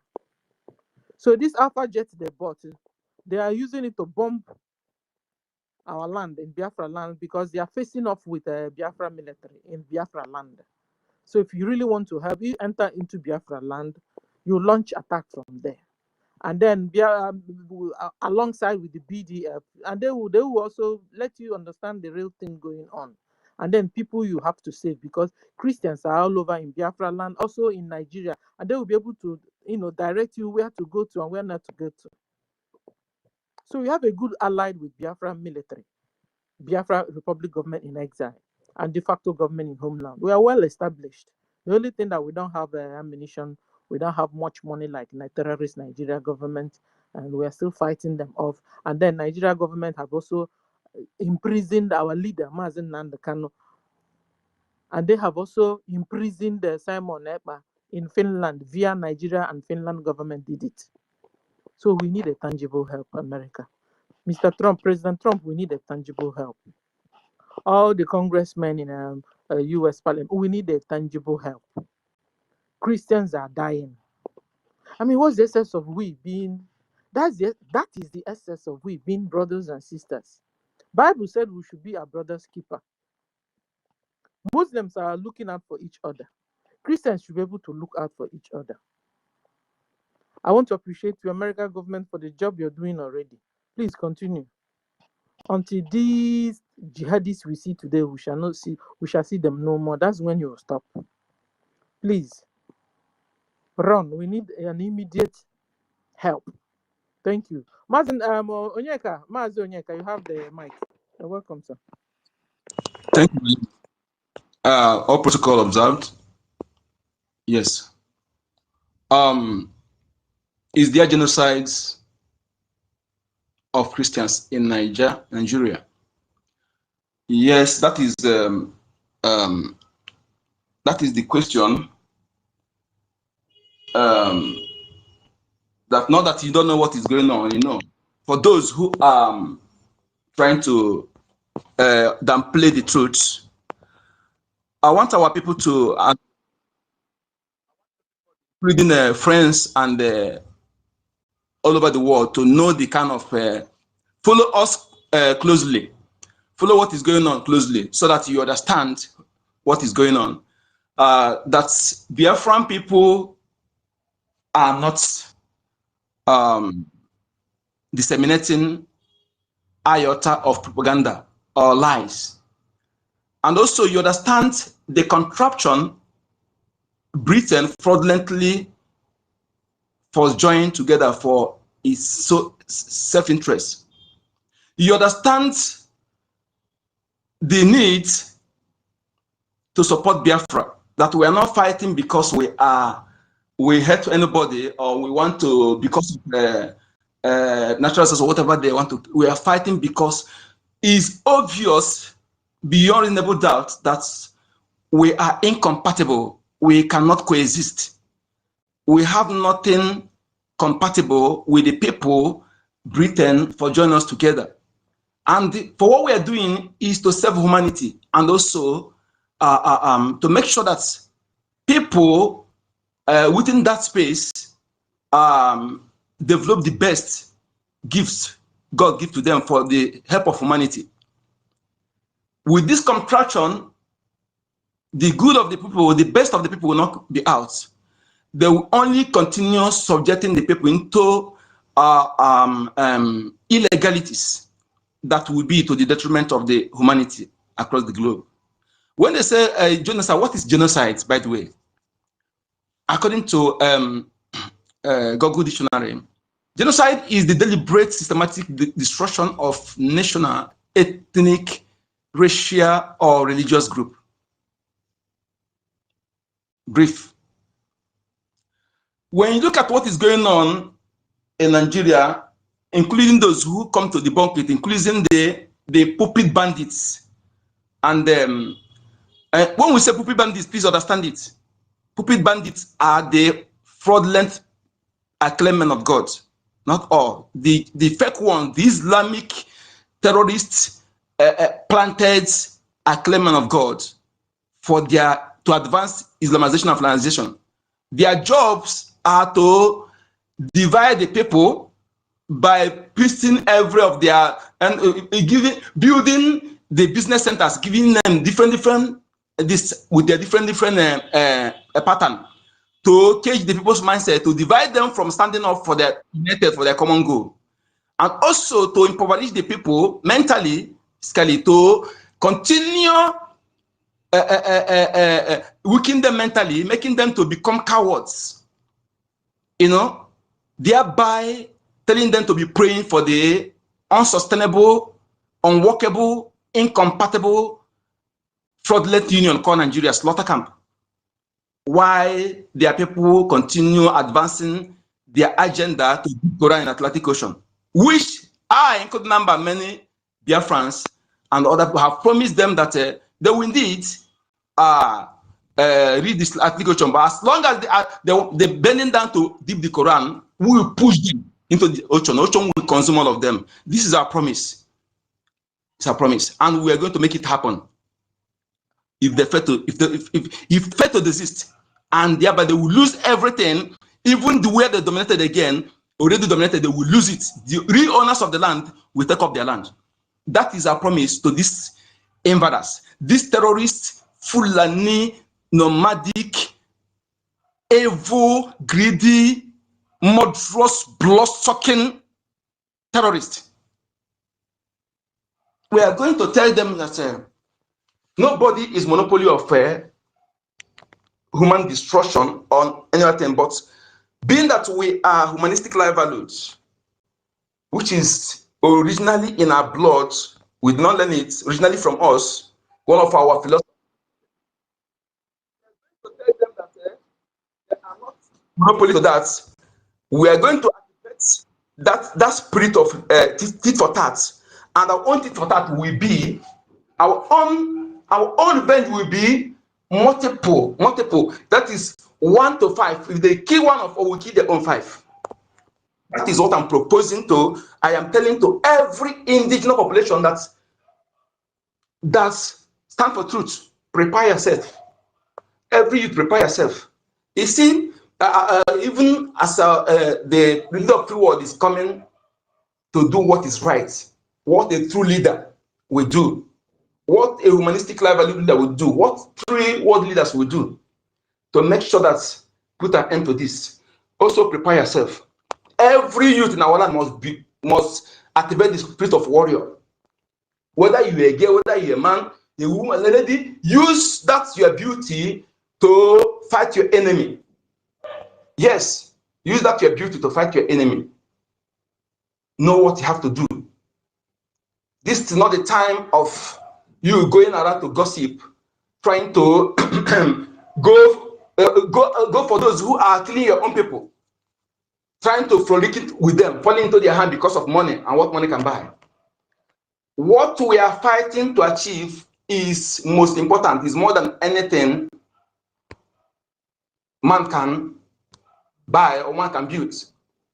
is to make sure that our race, humanity is preserved, make sure that nature is preserved, to make sure that we leave a enduring legacy for our children and unborn generation, where their lives will be safe, where their future will be guaranteed, not a place where mothers will see their children being kidnapped, being slaughtered in their presence, organ harvested. I want you as a Biafran, as a Nigerian or other indigenous Africans, all the sons and daughters from the continent of Ethiopia, to know your real enemies and ask yourself questions. Those who are saying America coming to take over the they are giving analogies to deceive themselves on what happens other way. You ask yourself, who was in charge that time, and what are the reason those people ended like that? You see, some of the people, like the one that call himself Adamu, that I will already make reference to. There are times, I'm looking for that message. This Imoro said that Boko Haram is their freedom fighters. He said terrorists are the freedom fighters. Sultan of Sokoto made the same statement. Many of them made statements. Chetuma made the same statements. Okay? And they are foot soldiers. The ones that are going around Gumi are supposed to be in maximum prison. Made similar statements. Even if we come to Channel 8, that is why I said I will not forgive all this cash and report, copy and paste journalists, biased journalists that have actually deviated from the journalistic ethics. They don't know that you are committing crime against the people. When you abandon the ethics of your profession, which is one of it is to make sure that you disseminate factual news, don't mislead the people, and always be there to rejoin, to make sure that you are not biased in what you are doing in information. But alas, they turn out, sit on their desk, in their offices. Whatever they choose is what the army, terrorist army tell them to, what the terrorist politician tell them. None of them are on ground to cover what is happening. That is why I'm advising you again. If you ever believe in anything or any lies these people are trying to say to demonize our defense forces, and you call yourself a reasonable human being, I think you should have your mental ability checked. If they are sincere, why are they restricting media? That is the question you ask yourself. Those who are truthful have no reason to be afraid of anything or to control narrative. If you are sincere, why can't you allow the media free coverage and unedited dissemination of information without bias? Why are you editing? Why are you supplying them what you want them to say? Why are you controlling the media? And as for you, media reporters, you are inexcusable. Yes, because you have option of resigning instead of using your profession to be the voice of the oppressors instead of being the voice of the oppressed victims. You are inexcusable because even if you are threatened, you have the option of resigning and look for something else. But for the fact you continue in that unprofessional journalism, unprofessional reportage of false news, in fact, falsehood, fake news, blaming the victim while promoting the activities of the terrorist. And I want to use this medium again to call the world leader of the free world. And if British government are not complicit, they should investigate former British ambassador, Catherine Lyne. That woman has a lot in what is happening. She abetted, she worked with this terrorist. Catherine Lyne is in fact, what the woman I see, I say, indeed, there are those who are evil, some women who are evil, that have no remorse, that have no feeling of fellow human being, as long as money is involved. That woman is corrupt. That woman is greedy. In fact, she is deeply corrupt. If British government are not complicit, if they are not deliberately complicit in what supporting what is happening, they should investigate that woman. And also, somebody bets with a US ambassador that, please don't take information from that woman. If you are looking up to these ambassadors in Nigeria, majority of them are already corrupt to the deeply corrupt. Deeply corrupt, because Nigeria will corrupt you if you are not careful with brown envelope in dollars. All the embassies in Nigeria, only few, if at all there is any. If they are not evil, this wouldn't have gone to this level. They would have given the US and the real information that is happening. They would have delayed to this length because many lives have lost. When people calling about thousands of Christians, so that thing is the figure is underreported. What is thousands? It has entered million. Why are you still calling thousands? Eh? Do you know how many mass graves?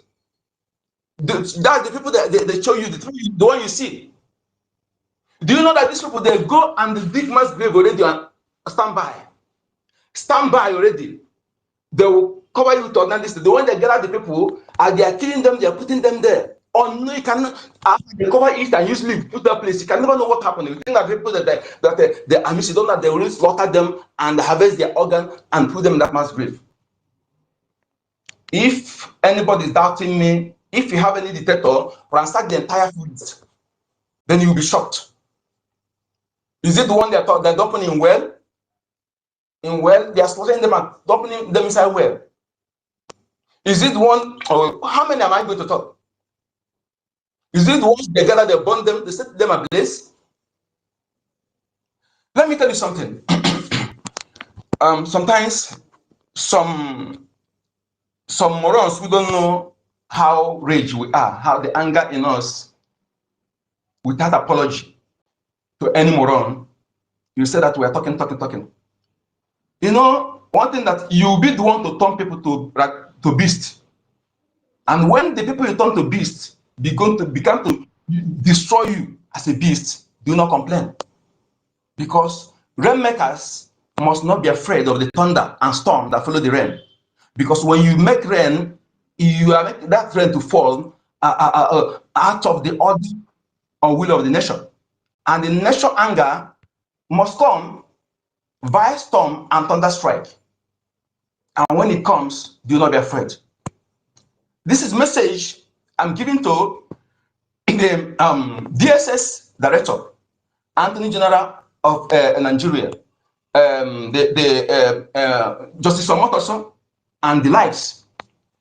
There are people, Yoruba people, to call these people to order. Call them to order. They stop toiling with life of Mazi Nnamdi Kanu, which is life of above 80 million Biafrans. They should stop that contract they contracted to do. That contract, that job. They must understand that the reaction of some certain action used to be heavier. The weight of the reaction used to be million times heavier than the weight of the action. They should ruminate over the contracts where they contracted them to dirty job. To know that Mazi Nnamdi Kanu told them that there are millions of Mazi Nnamdi Kanu, but I want to let them know that he has gone beyond 1 million, more than millions of him. And shockingly, the one you are holding is the softest. He has a very soft heart. Yes, he's diplomatic. He's humanistic. And the rest of Mazi Nnamdi Kanu, I don't think that they have the quality than destroying. So don't activate it. You may go in. I love the way you underrating us. That seeing us as underdog, I love it. Continue doing that. Continue underrating our resolve. But my message to you is this, and some of you who are denying genocide, go and check the meaning of genocide. Tell me if those who are saying genocide, if they are wrong or not. If they are wrong or not. Then you that's displaying your true character, keep displaying it. We are observing. We are observing. We are observing. All I'm telling you is this. Onyeka, I leave you. Onyeka, Let them even confirm the genocide of 1967 to 70. They've not even agreed to that. Then imagine this one. Okay. That is deeply involved because they know there's no how that one will be discussed without having Britain sit close to standing close to Nigeria. Yes, because that genocide is deeply involved. So they know that if you have to discuss it, Britain must be called out, and that must indict Britain completely. So that is why they are suppressing it. But my message to them is that sometimes wise oppressors, there are wise oppressors, they knows when to let go, and perhaps extend hand of friendship and build bridge friendship with their former oppressed victims and have themselves some little respect reserved. Yes, but some foolish oppressors, they continue playing God, bullying until they end up like probably a historical Pharaoh and his army in the Red Sea. Yes, that is how I see it. That is how the foolish and adamant oppressors will always end. But wise oppressors know when to let go. When their victim had this up to their neck, choking them, they can no longer endure, they will explode. And the explosion will surely bring down the oppressor. My name is Eka Chukwu, aka Encode Number. Thank you, into the number. Thank you, guys. As soon as it's 3 sharp, I'll bring down the space because our sister will be coming up. So if you want to speak to this space and to the topic, you better come up because by 3 o'clock it will be another topic entirely. So you can participate very well in the booth. So if you want to discuss on this and say your mind, because a lot of propagandas and Fulani Mujahid Arabs, they're all known for lies and lies. Yesterday, I showed you guys the meaning of takia. So when they use takia, and to them is righteous thing to do. To tell lie is righteous thing to do in Islam, particularly when you're on jihad. They want to kill the non-Muslims to be able to, or deceive the non-Muslims to be able to become Muslims, or annihilate them entirely. If Islam said that you are allowed to tell lies, which is different from Christianity, where you are not supposed to tell lies. It's a sin. To them, it's good, and they go to paradise, and they are given 72 virgin. I mean, to the Arab Muslims, so, and then to the and then to Yoruba Muslims, so, or Hausa Muslims, or Biafra Muslims. What betide you? I don't think there's any gift for you at all. Go and find out, though. Che, area no pieces. In your own paradise. You know what I mean? They have cheated on you on this earth, told you a lie. You lived in a lie. And now they've also, even after this earth also, you're going to also be maltreated. Because there won't be any 72 virgin for you because you're not an Arab. You've not heard about it. Go and find out. You guys Muslims, you don't do research at all. You understand? You like zombie. You know that song? What's his name again? Kuti. Fela Kuti sang. Zombie. Muslims have become, particularly Muslims in Nigeria, they have become zombie. Like zombie. Do research, no? That's why I like these Christians. So They keep them in. you do. They will tag you back and fake pastor, fake member, fake everything, because they're able to do research. Do research on yourself, on your religion. You will suffer on this earth. You still die and continue to suffer. Abba! Do research. Find out what's going on. In fact, I wanted to even ask them, you as a Muslim, there's this peace, internal peace. Do you have it? Do you have it? That's why most of the time you guys are hot-tempered. You guys are hot-tempered and arrogant. Because you're lacking peace. Innermost peace. Peace from your soul. You lack it. Because you have a lot of questions unanswered.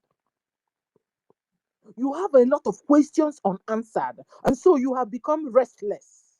And that's why you're easily angered. You want to stab somebody, you want to chop off somebody's head. It's only you that will help yourself on this situation. And rise up and do research. Find out, ask questions. You know, there's a way you ask questions. Who is God? What's going on? What's become of me? How come I'm not satisfied? How come I'm different? How come I'm doing? The creator will appear to you. Bagam. Go and do research. Go to the YouTube. Google it. A lot of Muslims are converting because they have a visitation direct from the creator. Don't be a zombie. That's where Christians are very different from you. Christians are alive. They ask questions. You do and do and do. They will just come out open mouth and tell you, you are a fake pastor. You are a fake member. You are a fake Papa GO. You are a fake Mama GO. Because they've been able to do research and know what's up. You see lawyers and doctors and engineers and judges. One Chekere imam, that is still deceiving you till today. Haba! Revival has come to you, Muslims. Revival have come to you. You continue like this, you lose your soul. You continue the way you're going, you will lose your soul. And when you close your eyes in death, you wake up only to find out you're being deceived. More of non-Arabs. So, non-Arabs, that is what betide you. What will become of you? Go on, brother. Co-host, I see your hand Yes, there. thank you very much, senior citizen, your clarity. I also want to congratulate all our speakers who have taken the time to speak. You guys have all been very, very clear, like our Mazi Onyeka and his firebrand, even Rage and Fury, professionalism of tutor and her, and all the other people who have all spoken and those who will still climb up to speak. I wanted to talk to, because I believe that most of our speakers have spoken to the Biafran people, and I want to speak to other indigenous populations right now. Those of you who will be listening to this space, those of you who are listening in the, in the anonymous, or you are here, or you listen to this space after, or those who are listening on other different streaming platforms, wherever you are listening to us, take a little bit of a, sip your little palm wine, sip your honey, lemon tea, water, plain water will do. Let us continue. If those of you who are already on this space and you are able to see the Jumbotron, you can look at that little map that was shared on the Jumbotron, ISIS West Africa province. And then this is from the Anakpa website, where they've claimed the entire Nigeria as their territory. This is what they plan to conquer. Now, for those of you who are thinking that ISIS is some kind of a little game play or some little play, you must remember that ISIS took control of an ancient country like Iraq. It was only by US intervention, not just US and NATO intervention, that ISIS was able to be degraded. There's ISIS in West Africa, there's ISIS in the Sahel, there's ISIS trying as Even much as in possible. Lebanon. Yes, to try to capture. Sometimes we all get hung up on Boko Haram. Boko Haram is just the one small aspect. And Boko Haram is predominantly Kanurian, So you must understand that the caliphate has a very big agenda. You must. So for you indigenous people, Nupe, TV, Angas, Ebira, you know what they have been doing to you in the Middle Belt. From southern Kaduna all the way down, you have been victims of forced displacement, massacres, unaliving of your people for decades now. This didn't start today. This has been happening. And what do you think is the agenda of that demographic change. They terrorize you a little bit. Those of you who are capable to run away to greener pastures will run away. Those of them, you who can't escape, who can't go, will be unalived. And this is how that caliphate's plan has been creeping down slowly, because their plan, they've always said this, that it is to dip the Quran in the Atlantic Ocean. So if you're sitting down and thinking, oh my God, the military, one day it is a leader, it is Tifnubu, that if you are able to elect some good leader, this person will come and save you. Remember what General T.Y. Danjuma, who was the former army chief of that zoo, said. He said, if you are expecting or waiting for the Nigerian military and security forces to save you, you will be unalived one by one. That they collude with the armed terrorists, facilitating their movements and covering them. Now, believe you me, he was only speaking about the military. He's not talking about their comrades in the political sphere, captains of industry, in the civil society. He's not talking about it because they have people everywhere. He was speaking as a military man. He was speaking about the military, his field. But these caliphate are in Aso Rock. They have their puppets in your state houses, in your state assemblies, House of Representatives. They have their people everywhere. They are posted in embassies, in the United Nations representative, in African Union. ECOWAS is their stooge. What do you expect? What do you think is coming for you?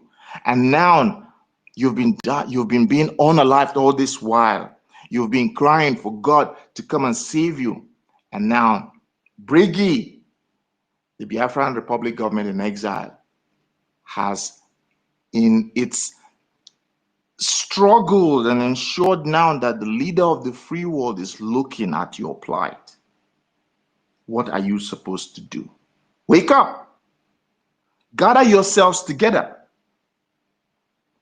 I want you to remember or put your mind back that this same occurrence occurred in post-colonial India, where the jihadists were doing the same thing, trying to conquer the Hindus. And at the end of the day, there was a Radcliffe Boundaries Commission that had to be set up to ensure the partition of Pakistan, India, and subsequently Bangladesh, whereby the Muslims and jihadists, let them stay in their own place. If they want to enforce their, because listen, bombs and guns and drones can only do so much against an ideology. Against an ideology. It might be able to degrade the terrorists, but it cannot stamp out this ideology, a religious ideology, because this is something that has to do with the belief. Jihad is part of the belief. There is no moderate, now, there is no moderate Muslim. That is why for donkey years, you have never heard them come out and say things against the caliphate, the terrorists, the Islamic agenda, the Islamization of Nigeria. You've never. Even when your governors were lamenting, governor of Benue, governor of Kogi, and all those governors who come out and spoke about their people in Middle Belt. The federal government did nothing. It's because who is the federal government? Has already been captured. The caliphate sits inside the federal government. So wake up. Gather yourselves together. There is no time better than now to join what the Biafrans are doing, to ensure that by the time the United States, whether they're here for a long time or they're not here for a long time, because definitely they have their own life to live. They have their own governmental system.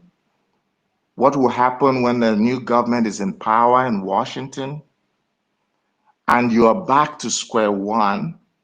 Will you by that time have the ability to defend yourself?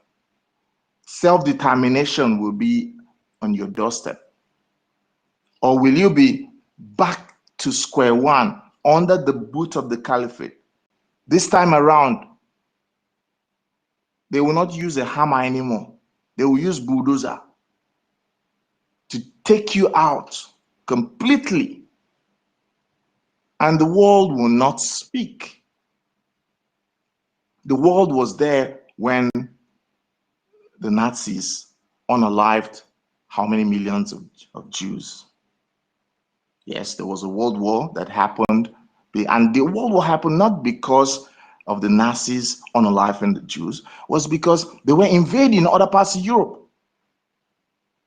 They were invading, they had conquered almost Europe, or almost every part of Europe, and that was why, that was the reason. If not, the world will watch you be unalived. Wake up. Join what the Biafrans are doing. For the Biafrans who are cowards and traitors, you will not stop the train. You can only slow it, but you never will stop it. You can continue what you're doing, but at the end of the day, those your masters, your caliphate masters, what do you think it will be done to you if they finally have control? That you'll be one of them? Our senior citizen said something here that, and that is the true fact. There is categories of that religion. You that joined, you don't get the same thing. You're not the same thing. You believe you are the same, but you're not. Even when you go to that Mecca to go and go and touch that black stone and kiss it, whatever, you are not the same. So your religion, you have hierarchies. Is this what you came on this planet to do? Is this this is what God, your God, whatever God you believe, this is what was your plan and faith for you? So I'm speaking to all the Middle Belt indigenous peoples. You must take this opportunity to join what the Biafrans are doing and balkanize Nigeria. Wake up and get your act together. Speak to yourselves. Form get around your round table. You need to get up because you're not, believe you me, you're not, we don't have space. Because by the time we get our freedom, there's only so much that we can accommodate as asylum. You will not come and occupy everywhere. Where are you going to run to? And Biafrans who are still looking and believing that some government will, if peradventure, or maybe you believe you're in Asia, you're in the Middle East, you're in Europe, you're in Americas, South America, North America, wherever you think you are in the world, do you understand the global risk if the caliphate has control of the resources of Nigeria? There is no safe haven anywhere. If they are not the ones after you, the host community that is there will be after you because of the atrocities they will commit. You will still be a Nigerian, whatever passport you have, whatever residency you get, or citizenship you get. By the time the caliphate is in control and they act something, they will remember you, that you are not first generation, they are people. During World War II, let me say this before I hand over the mic. During World War II, when the United States and Japan were at war, American, Japanese who have been living generations in America were interned. You can check the definition of intern. They were gathered across the whole United States and interned put them in like a prison,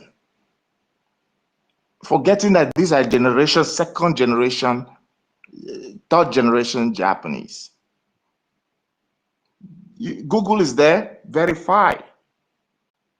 So just because you're living in Europe, you think you've left the zoo, your people are no more there, you've been able to, God blessed you, you're able to take out your family members, you think there's nothing there, maybe you only come back on holiday, Christmas, whatever, Easter, whatever holiday you come back once in a while to that mansion you never live in, or you just cancel the zoo because of what they've done. And you think that wherever you live, that's enough. If the caliphate takes over the zoo, and with the amount of resources in the zoo, and they continue their terrorist actions, that place you're hiding in, they will F you up big time. If they don't deport you back, if they don't intern you, you're not gonna have it good. So I'm speaking to all of us. While you're thinking, this is a godsend that has happened. BRGIE, as led by our acting Prime Minister Ogechukwu Nkere right now, and our lobbyists have basically, this is what Christians usually say when they say God has sent a helper to you, that your helper is here. The United States, it's not like this is Gabon's president who's speaking about your plight, or this is Papua New Guinea's president.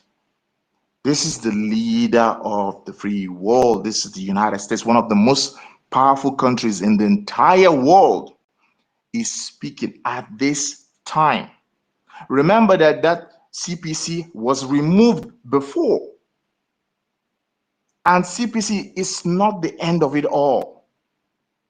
Solution, whether you think they will target, during the military regime in Nigeria, the Nigerian government had sanctions. The Nigerian government faced their brothers in the Middle East. The zoo continued. Throughout Abacha's regime, throughout Babangida's regime, did they go to the United States one day? They were all on sanctions. Military governments, successive military governments of Nigeria were all on sanctions. Where did they go? They went to the Middle East. So don't expect that just because one country or this is enough. It's not enough. Wake the F up. Join BRGIE. Join. Listen, you don't have to be Biafran to support what the Biafrans are doing. You don't have to be. If you are in the zoo, you are a Middle Beltan, whether you're from Southern Kaduna, you imagine having your own country where you can defend yourself adequately. That entire Middle Belt, the food basket of the world, of the nation, or supposed nation, the amount of resources there. You wake up and wake up and join, support BRGIE, what BRGIE is doing. Ensure that you don't have to be Biafran. Go to the Biafran website, like our Professor Tutor said. Go there and put in your widow's mite. It's on JT now. It's on JT, so they can just touch it and enter. Yes, for those of them, maybe they are listening on the streaming platform, on different other platforms. Understand that you can go to the BRGIE's website and support.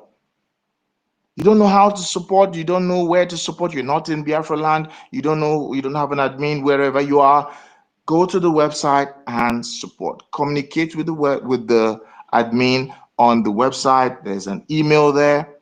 You will be guided on how to support what the Biafrans are doing to ensure that helper that you've been crying for, you've been bleeding.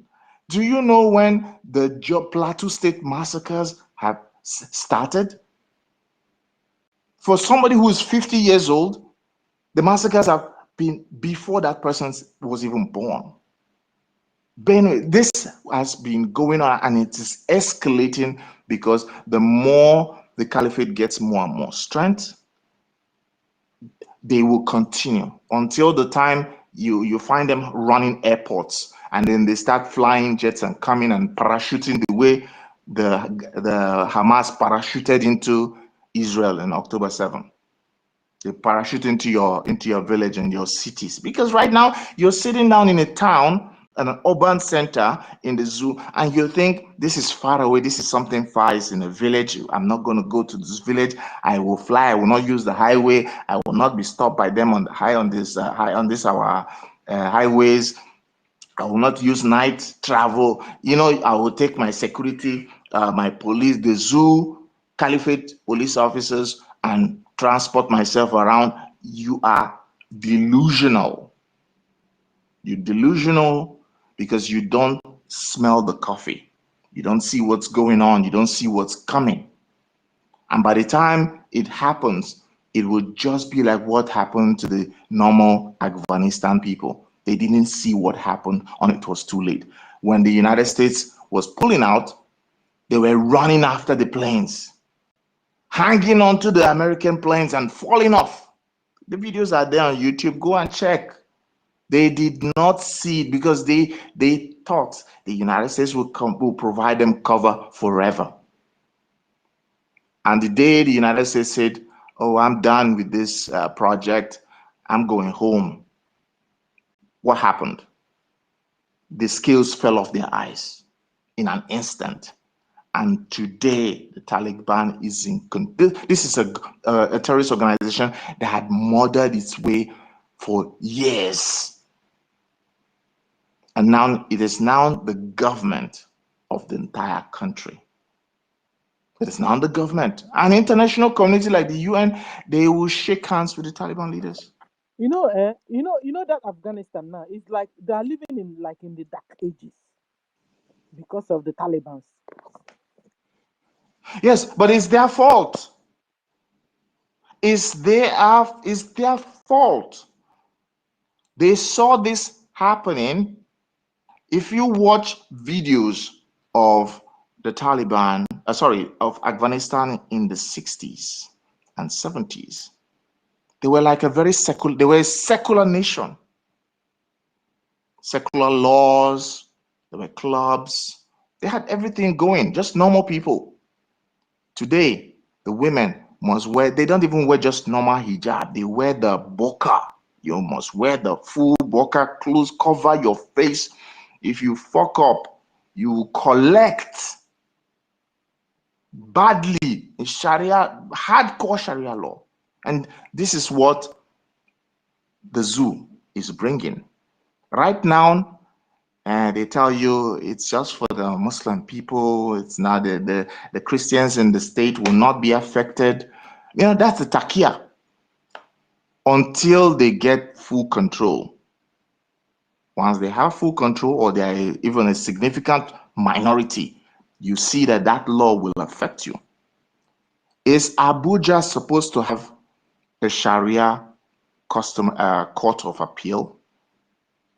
Did Abuja, which is the federal capital territory, did Abuja implement any Sharia laws? Why will Abuja have the headquarters of the Sharia's court of appeal? They are creeping in. They are creeping in, and you, Nigerians, you are in slow motion. You're living in slow motion. You don't know what's coming. You don't know what's coming. So as I'm speaking to you, BRGIE has brought a helper. The helper is here now. The United States is here. They are speaking about your plight. Wake the F up. And I'll pass the mic around for anybody whose hands are up, who wants to speak, who wants to join us to bring their submission, speak about this.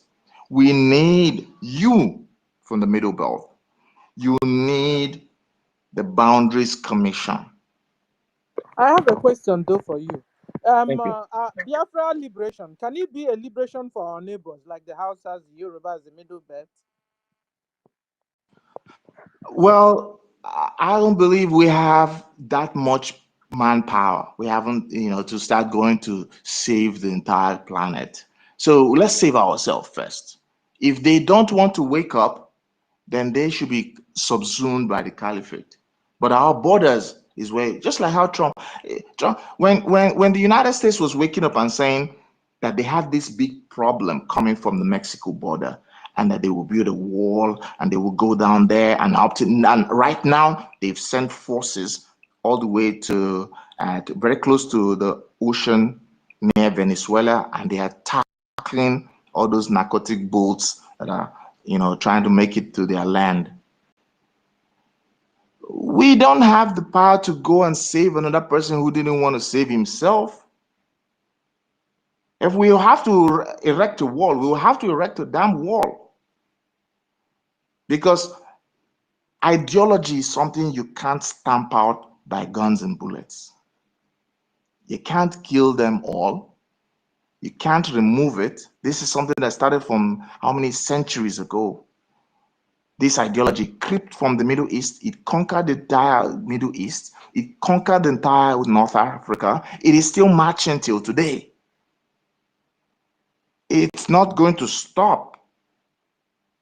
So we have to, it's either we all lie down and, go the same way as the people that had gone and become Usman and Khadija and, maybe Madam Stella, you become Miriam. I don't know what it is. At the end of the day, God forbid. Mazi Onyeka will be Abdurrahman, Alaji Abdurrahman.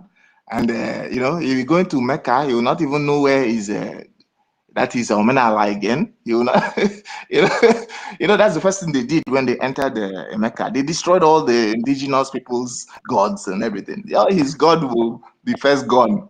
So at the end of the day, you lose your culture, lose your personality, lose who you are. That's if you don't lose your life. And you pay taxes. It's called Jizra. For those who will live under the caliphate, you pay Jizra. It's a tax. The Muslim will not pay that tax. You will pay that tax. So this is what is coming for you. The little tiny terrorism and massacres is to ensure you are displaced so that they take over. They will do an economic, demographic change so that by the time you that believes in the zoo elections will go to the polls, they will be in control. They will enact the laws. They will do anything. You are going to be a second, third-rate citizen in that country. And there's nothing you can do about it because once they have majority, there's nothing you can do. So my brother Onyeka, you've your hand is up. I'll pass the mic, and anybody who also wants to speak about this, please understand your helper is here. Come and support what the Biafrans are doing. You that are not in Biafra, you're not from Biafra, you in Oduduwa, you in the Middle Belt, wake up. This is time to understand that the Boundaries Commission needs to step before the United States will say these black people say, we have done enough for you and let's focus on ourselves. We are where we are supposed to be. Very much. Yeah, thank you. Yes, thank you. Sorry. Thank you. And I wanted to say something. Hardcore is here. Please bring up Hardcore too. And before, because this is his night time. And so, you made a whole lot of sense. He said that the Islamic Caliphate sits like Sidon, sits inside Nigeria government. Yes, because after all, the vice president is the co-founder of Boko Haram. You understand? And then you said you are right. You were talking about going to Biafrans doing something, Christians doing something, in case, because soldier go, soldier come, and if you're not lucky, the soldier that will come becomes a terrorist. Too bad for you. President goes, president comes. If you're not lucky, the one that comes, So now we have a one that really supports the plight of humanity, the plight of Christianity, you know, that the president that portrays love for humanity, you know, because President Trump likes everybody. See him go to even the Middle East, speak to them, comes down here, speak to everybody. So it's not like that he only loves Christian, he loves humanity. So, and we thank God for that, for this opportunity. What our brother was saying, we must not lose this opportunity because we don't know who's next. We don't know the next president coming. So we must seize this opportunity in the Biafra. Remember last time he came, you guys were enjoying yourself, thanking and enjoying. What did they do? Terrorist Islamic Fulani Mujahid Arab government massacred hundreds of you because you were, happy that Trump came in. And then he's around again. We must seize this opportunity, Biafran Christians. We must seize this opportunity so we don't, slip out of our hands because we don't know who's coming next. And what betide us if the next one will not care about us. Like our brother said, like they are using stick to beat you. This time they are going to use what? Bulldozer or hammer. What? You see how they're even behaving now? Like you have a godfather. You can imagine when the town will be their own godfather, what happens? God help us. We must work hard, support our liberation, so we can go home where God said we should go, so He'll be able to protect us there. It's a commandment though, that we must go back to Biafra land. There He can protect us, all of us together. Because the two eyes were basa. Some are in Australia, some are in America, some are in Asia, some are in Africa, some are in Europe, everywhere. God is even having chaos on how to protect all of us. So He wants us to stay together. So if it's the time He will rain hailstones on our enemy. He will do that for our sake, just the way He fought for our cousins. So we must adhere to this time. Support our liberation. Support our recognition. Do all you can do. You're in this space. You have not shared this space. I mean, you'll be wondering why are you here, Seth? You've not shared the space where we are. How will others listen to what we are saying?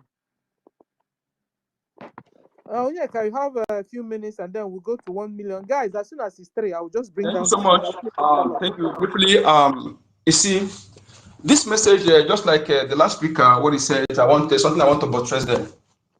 Because one of the weapons used so much and they actually penetrated with it for a long time against the indigenous population is Takia.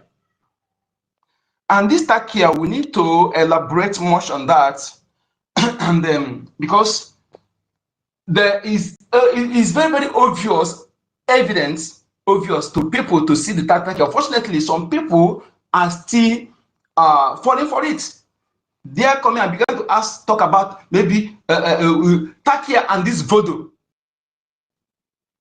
Yes, I want you to understand that whatever voodoo Fulani is using, you have your own.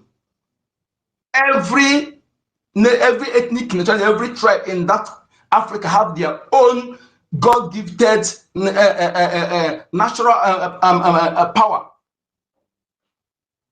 Or can I say indigenous power that you can use at a time like this? Okay? Use it for your own good. Use it for your own, serve your people, serve your land. Activate it. There's nothing, no power that is that power. It is you when you use it for it to become evil. We must change this mentality. Understand? I told you last time the video. I don't know. These people they listen to us. When they see something, they remove it. When Hamas attacked Israel first time, before they prepared to that, they brought out one of their din. Yes, I say if it's happening, they began to rub their bullet there because before they visit their magazine. The video is out on even I share it in my head, but I think it has gone a long way. If I'm trying to search it now, it will take me back. Okay, and even I remember the name I used to share it. I will type it and bring it out faster. Okay, All those things, don't allow those who have come to pollute your mind that those things you have in your land is evil. Every country, every region have their own. Just that when they want to activate their own, they did not show it to you to come and invite you to come and see. Please activate it. And again, last week I said something. You know, unity is power, unity is freedom, and unity is victory. And the enemy of these people understand the power of unity. You can see it in the way they came. They splitted South into 3 governors forum. And anytime they see the South coming together to be one governors forum, they vehemently kick against it. But they arrogated middle belt, even including Biafra territories that they are next in Benue and Kogi. They arrogated everything to be for the middle belt and the north to be one governors forum. Okay? The same way they use this, their people planted. Let me tell you, so anybody who ever come and tell you that he is a Muslim and he converted to Christian, run. If you know all of them who are parading themselves as a pastor in Nigeria, run. There's no way in Islam you come Islam and they convert it and they begin to do other thing in that area and they live your life. Okay, they live your life. These are the people they send them. They sit and they say them. Go if that is what the center care we're talking about. They play the center care into religion, turn to Christian. They can even come to church. Debate. They will come to church and they worship with you. Care to get what to make sure that they achieve their end. Everything. This take care, they take it to the way level you don't even imagine. That is why you see the person you call your best friend. That is the day they will kill you. He will be the one to invite them to come and he kill you. He will be the one. You'll be there, they kill you. You're surprised. Just like our ladies that opening their leg for them. No Fulani will ever love you. No Islamic person will love you as an African person. Never for love. I challenge all of them. Anything, any marriage with these people is because they want to use you to achieve something. There's something they want to use to achieve. It's not love. And when things come, they will even that your children when you vote for them and you be the one to eliminate you. It happened in the north. One like that, immediately they have crisis before he's the one that his wife, that Biafran wife, man and children, he's the one to slaughter them. He did it. We are not speaking because we are speaking factually, verifiable. So what are they doing? This target, they are playing it against the non people by instigating everybody against the Igbos. Why? Because I say it every time and continue repeating it. They know that your unity is destruction of their agenda, and they are playing it very well. And if you are waiting because they focus on, go and check all the armor tank, all these things they are buying from America, they shift them in so-called Southeast. They are there. Why terrorists are in the north taking villages? Okay? So if you think that maybe they are pushing you, disseminating head, they are now on social media. Igbo. They're no longer, they cannot mention Biafra. They want to just mention as if Biafra is only Igbo. Or Igbo is not Biafra, and those who don't speak is not Igbo. Just try to put that division. And if you are falling for that, allow them to advance. Allow them. If they succeed, then you will know that the same way they hate the Igbo is the same way they hate you. But they are playing this tactic here so that they will use you to succeed against their stronghold, whether you like it or not. Britain know who is who. The so-called Igbo is their stronghold. So they are doing this because they see that they are the one who is standing their way from dipping their Quran in the Atlantic Ocean. They know it. Britain know it. So for you to do what is right now, stand up now. Don't wait. Don't wait. Because if you wait and think that they love you, and speaking to my brothers, my blood brothers in the so-called Niger Delta, Middle Belt, Sasa that does not exist. Does not exist. These are the names they are giving you. And they hurt me that some I claim professors are validating all this nonsense. Okay? And Niger Delta, South. They are validating it, despite knowing that all this thing does not exist. That is, if you check it, is a derogatory. Is a name. Name is something that you don't use to give people name anyhow. The suffering we are still suffering in the nomenclature Nigeria is affecting everybody. That is where Fulani is hiding to do all this. Not about the negativity of the name, not about the division, not about the insults or cutting off from your ancestral protection and the blessings. All this area is not analyzing it, and you are validating that name. Tomorrow you go and vote. When you are voting anything, whether local government election or whether governor, and as long as it has to do with Nigeria, you are validating that derogatory racially profile nomenclature that have petitioned the history of your ancestors, thereby cutting you off from the ancestral protection and blessings. You have told your ancestors, those who own that land, who preserve it for you, who discover everything you're eating, you're telling them that, go, I don't know you. Well, I don't know you. You are not to my this. I don't connect with you. Don't get out. Don't protect me. Don't do anything for me. One small boy from Africa shared a video. I want Africa boy. This guy is a little child, but he has a ancestral wisdom. He said that he asked Nigeria, what was the name of Nigeria, the people, what was their name before Flora Shaw and Lugard come and name them Nigeria. So the person who didn't ask him that when he would try to find some Nigeria to ask them that question, what was their name? What was the names of the people there? They come to there before they join them and give them this name Nigeria. Is a question you should ask yourself. Ask yourself, why they bring the incompatible people and hand power give to immigrants to control the owners of the land.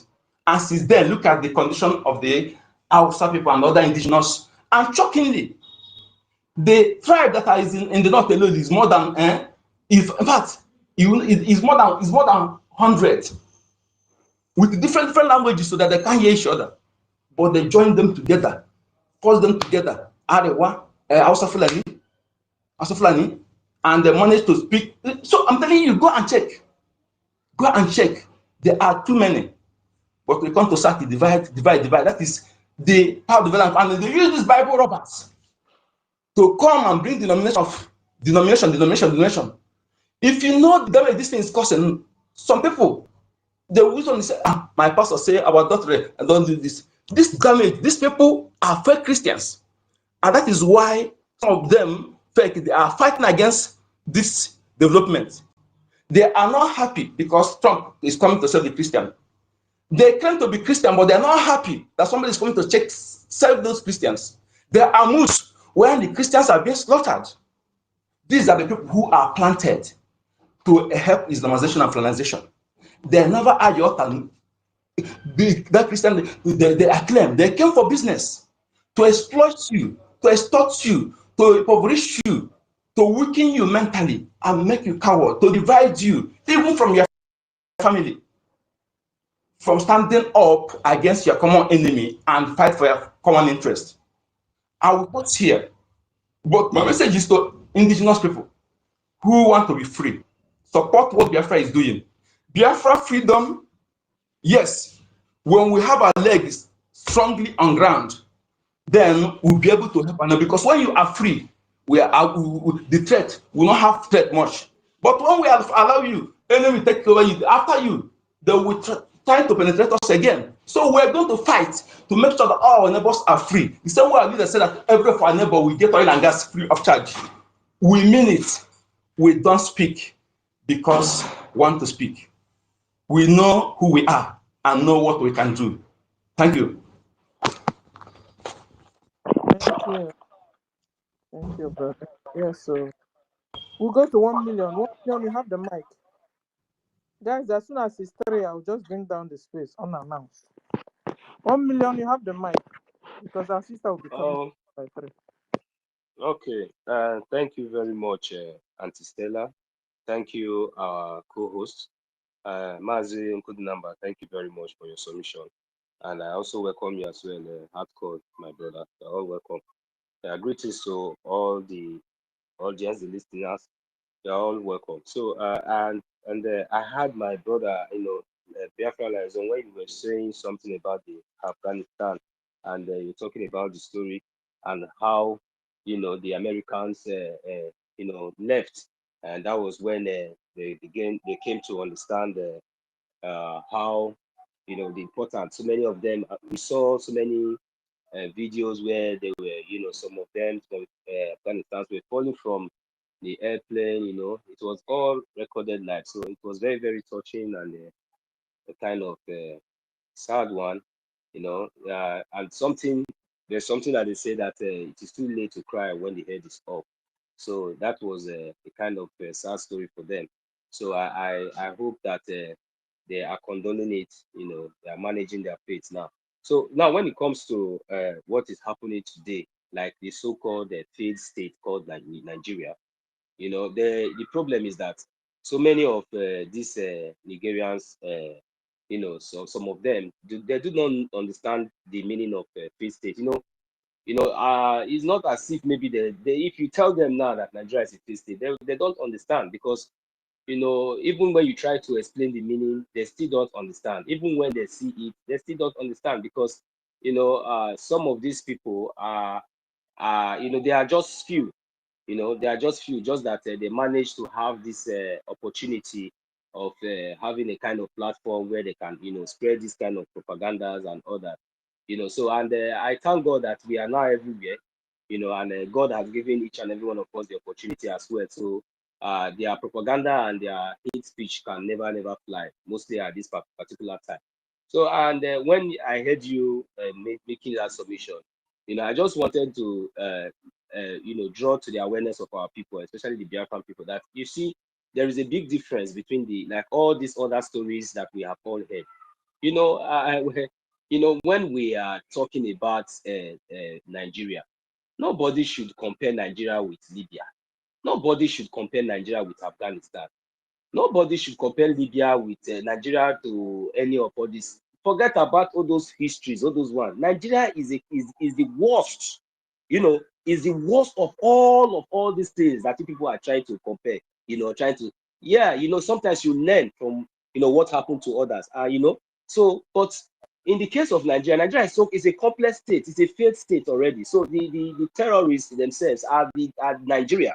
You understand? So you see those people, some of these people you see supporting, talking from both sides of their mouth, you know, as if maybe they don't know exactly what is happening. You know, these people, they are all paid agents. You know, Nigerian government has been doing this for a very long time. You see, like what we are seeing today is a very, very shocking thing to the Nigerian government. Not only to the Nigerian government, it is a very shocking thing even to the British government as I speak to you right now, because you cannot be telling me that 200 people will just be massacred in a day. There will be no state of emergency. There will be no there will be no awareness. There will be no protest. You know, nothing will happen. And before you know it, they will tell you that army barrack was ransacked. You know, was attacked. Soldiers were kidnapped. And in Nigeria, no BBC, no CNN. This kind of I don't understand the kind of the meaning of all that. Some people, they have been doing all these things, you know, suppressing the media to the extent that they almost wanted to ban social media in Nigeria. Why? Because the people no longer go out to protest. If they go out to protest, what did they do? The army that this Boko Haram that they recruited into their army, because nobody joins their army again. Nobody wants to patronize them anymore. So what they do, they recruit Boko Haram, the terrorists themselves. They recruit them because these terrorists we are talking about and Nigerian government, they are all the same. It doesn't really matter their names, whether you call them governors, whether you call them president, whether you call them senator, whether you call them police, you call them army, you call them anything. Under Nigeria, they are all terrorists.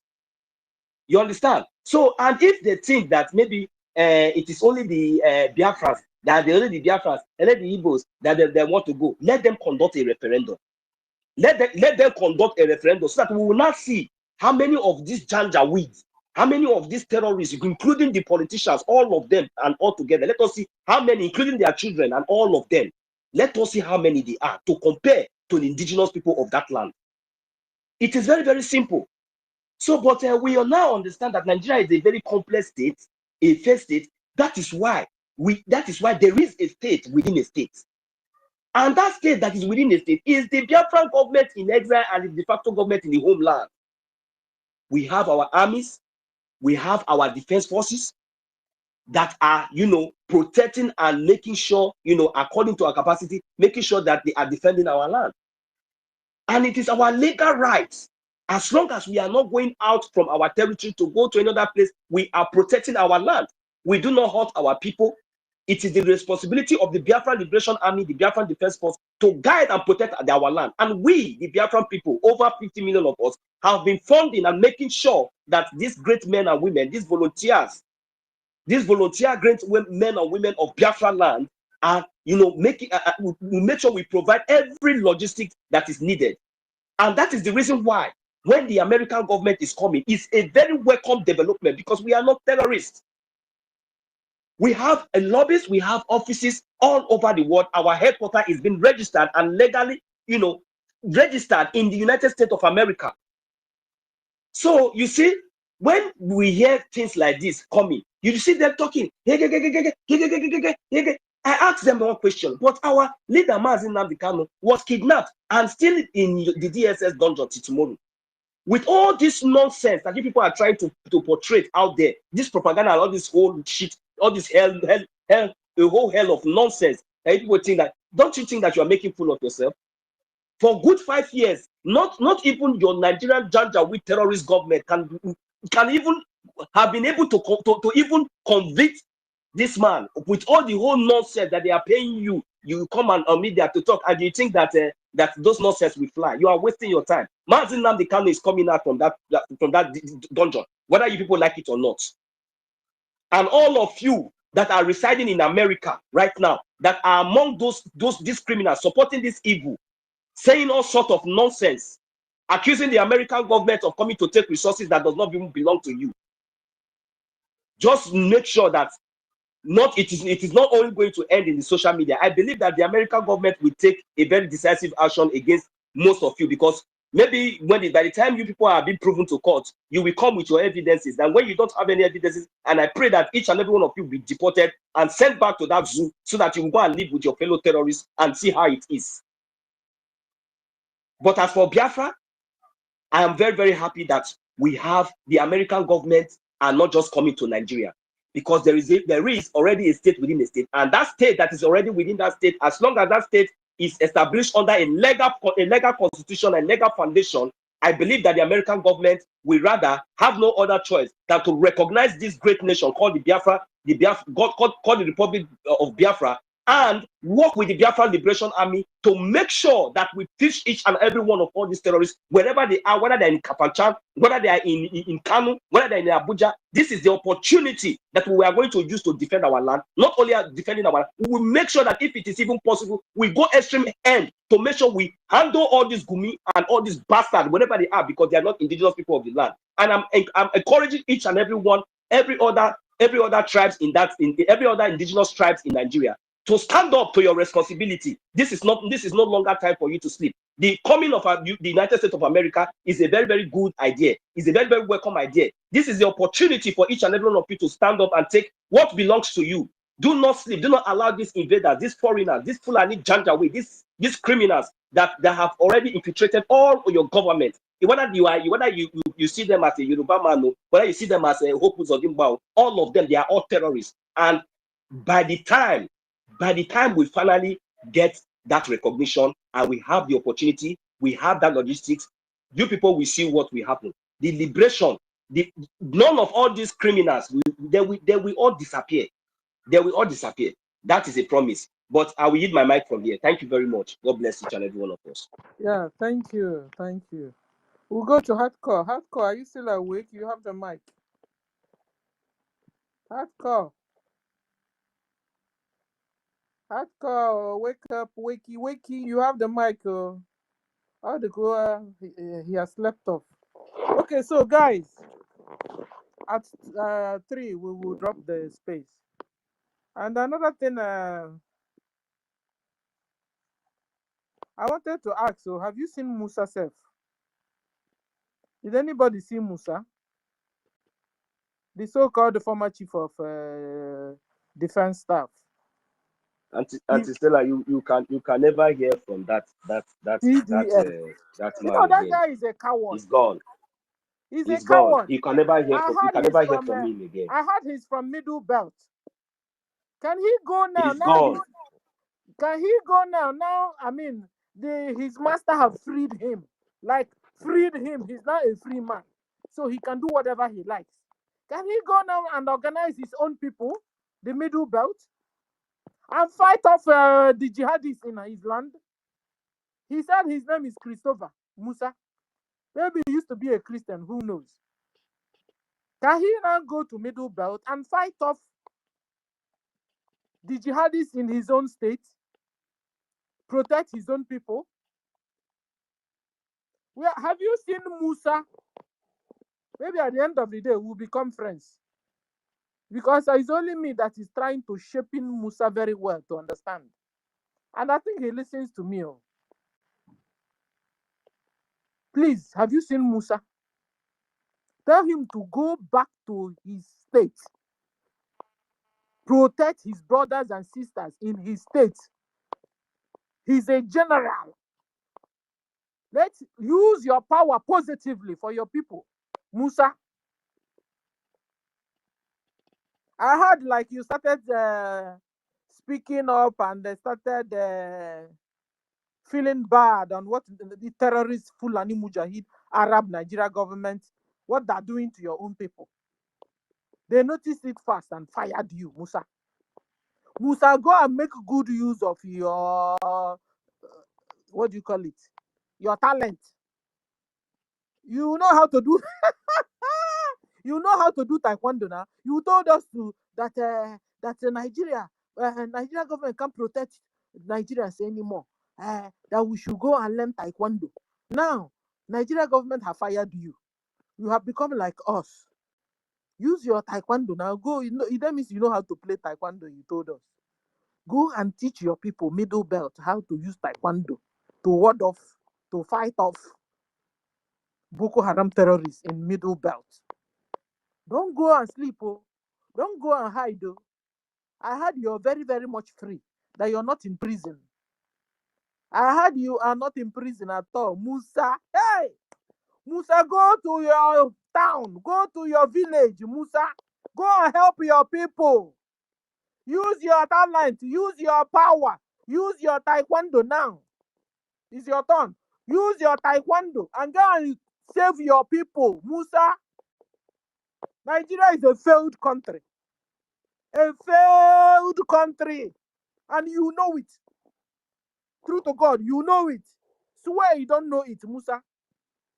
Because you see those days, Musa, let me remind you of what you used to do. Musa, I know those days, when you're speaking, your mouth will be saying something else. And your face, maybe Gumi found out too. Those days now when you're giving those your order, they were asking you a question. But are you able now to see that really that terrorist military Nigeria government are killing children and women and children?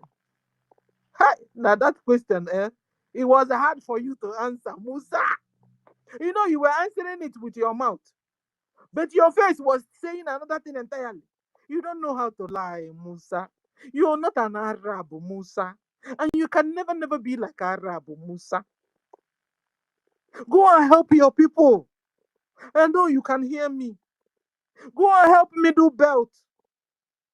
And your name is a Christian name. Maybe your even Christian name, you were afraid. Now you have repented. I can take you for repentance. Not that one you used to tell us that Boko Haram have repented. No, I can just give you a benefit of doubt. To you, Musa, only you, Musa. Maybe you have repented. Go and help your people. Go now, be intelligent, be wise. Go and help the Middle Belt. Save your brothers and sisters, Musa. You are not an Arab, Musa. You are not an Arab. Fulani Mujahid Arabs are Arabs. They came to Nigeria and they have been ruling Nigeria. A general like you, should I rank you to the level of can I promote Kenen Musa? Should I rank you at the level of Taire, the president of what do you call it again? Burkina Faso. That's a man like you, welcome. That man, That's a man with muscle. He's a captain, but Musa is a general. The man has not rose up to Musa rank. Oh, Musa, you see? You see? So to rank yourself, Tawari is even a junior to you. Musa, rise up like a man. Go and defend your people. Organize them. You know where you get your weapons before. Give it to your people and defend themselves before they annihilate all of your brothers and sisters. And you'll be alone in the whole middle belt. You will be a lone man. Can't you see? The people that are killing us are not even Nigerians. Auntie Stella, you're just making me to laugh. Somebody that has been handicapped even when he was even in power, that you are telling to do No, he's free. He's free. No, hold on. He did not... Now he's free. He's free indeed. Okay. He don't have money. Now Musa have money. He didn't have money to do all these things. No, he cannot do. If you go, they will come after him because he has committed the hand. He has soiled the hand. So if he cannot do anything. That guy is like, he's handicapped already. That one is Musa. Let the people rise up. If they are looking at Musa, they will all buy all of them. So let the people rise up by themselves. Musa is handicapped. When he was in power, he could not secure. He's handicapped. He's totally handicapped, senior citizen. Well, just go ahead and advise him anyway. Maybe I don't know. Maybe he will hear me. Maybe he will hear me because it seems he's been hearing me. That guy suddenly seems he was trying to repent too. And the Islamic Caliphate noticed it and fired him. And he put a lie on him. They said he wanted to overthrow Nigeria government. He wanted to overthrow Tinubu. For where? Musa suddenly started realizing that he's been doing a mistake. That he's been working with foreigners that are killing his own people. Musa, you are an African. You're not an Arab. How can Arabs come to rule Africa? How? How can Arabs come to rule Nigeria? Don't be deceived. They are dark. They are also fair. They are also chocolate. They are called Fulani Mujahid Arabs. Arabs. I even remember when I was small. Guys, I've told you that story. I will see these Arab women. They will carry their calabash on the head, big calabash on the head, tie their children behind, and they'll be walking in the middle of the bush in the villages those days. And when we come back for Christmas, we'll see these women. And I'll ask my mother, when I was small, you know how old I am? I'm a senior citizen. I'll ask my mom, who are these? He will say, they are Fulani, they are Arabs. So it's not like I'm making it up, or Musa. If you don't know your history, me, I know my own. They are not Nigerians. Shetima is not a Nigerian. I can even manage Official Abad, who is not also a Nigerian, but at least Official Abad is an African. So I can even manage him. But imagine Arabs coming to rule Nigeria. Guys, Nigerians don't even understand the situation they are into. Go and ask Hausa, they will tell you. Ask in the Hausa, they will tell you the story. Or go and Google Mazen Nandekanu and hear the story he talked about Hausa. He said about Hausa and Fulani. Wake up, Nigerians! Wake up! Wake up! This slap is enough of it from coming. We have suffered in the hands of Britain. Now we are suffering in the hands of Arab. If it's not even Arab, all this why, my dear? Because the same Arab are taking over Britain. So is it that they've been hiding themselves in Britain until they have the number? They are now taking over Britain. And nobody's hearing about Britain in our... So maybe it has been Arabs all this while. These guys have been hiding. These guys are the bullies of this world, I tell you. They are the slave traders of our brothers and sisters. My lady, my lady, you are not wrong in what you're saying, but as for Britain, you know, there is level you commit crime when something you are involved, something you have encouraged people to do. Then for you to come back again to be against them, they will expose you. They will. That is the situation Britain are now.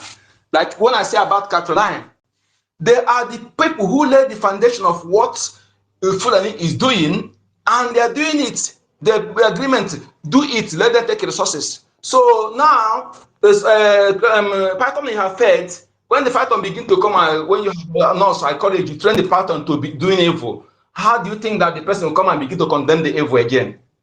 Britain is complicit in all ramification. The foundation of evil in Nigeria is led by Britain. So that is why they are talking. Then Arab was in the right place and the right time, and Britain started using them. Because the common enemy we have now, as I speak, are the Arabs. Absolutely. They are hiding. They will tell you we are a tribe. They are not tribe in Nigeria anywhere. There are no tribe in Nigeria. Fulani are visitors. They are migrants. They are migrants. And Hausa have come to realization of this. When you now call a Hausa person Fulani Hausa, he will slap you. Tell you, no, Kajiko, hey, yo, I am me, not Fulani. Me, Hausa, trying to imitate them. Me, not Fulani. Me, Hausa.